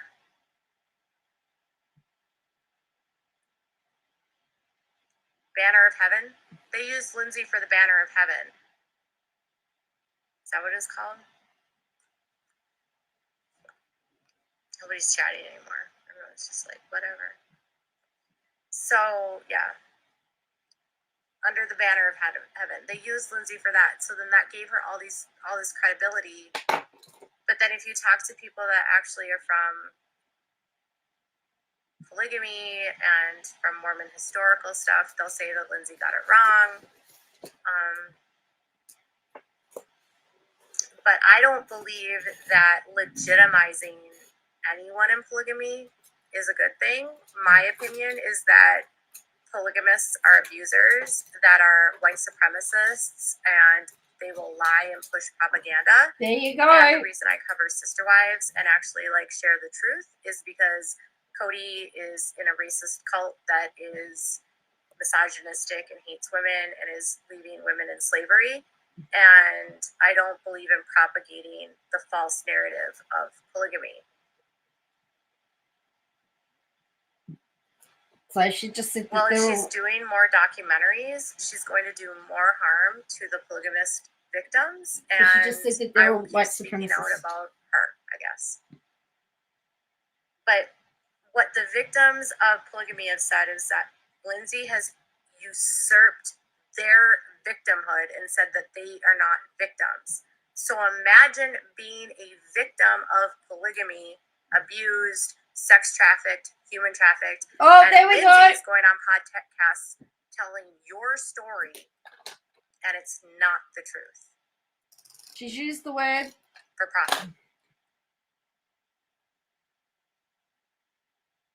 That's what she accused Robert There's a Schumer lot doing. of Mormons that will not denounce polygamy because it's in the Book of Mormon.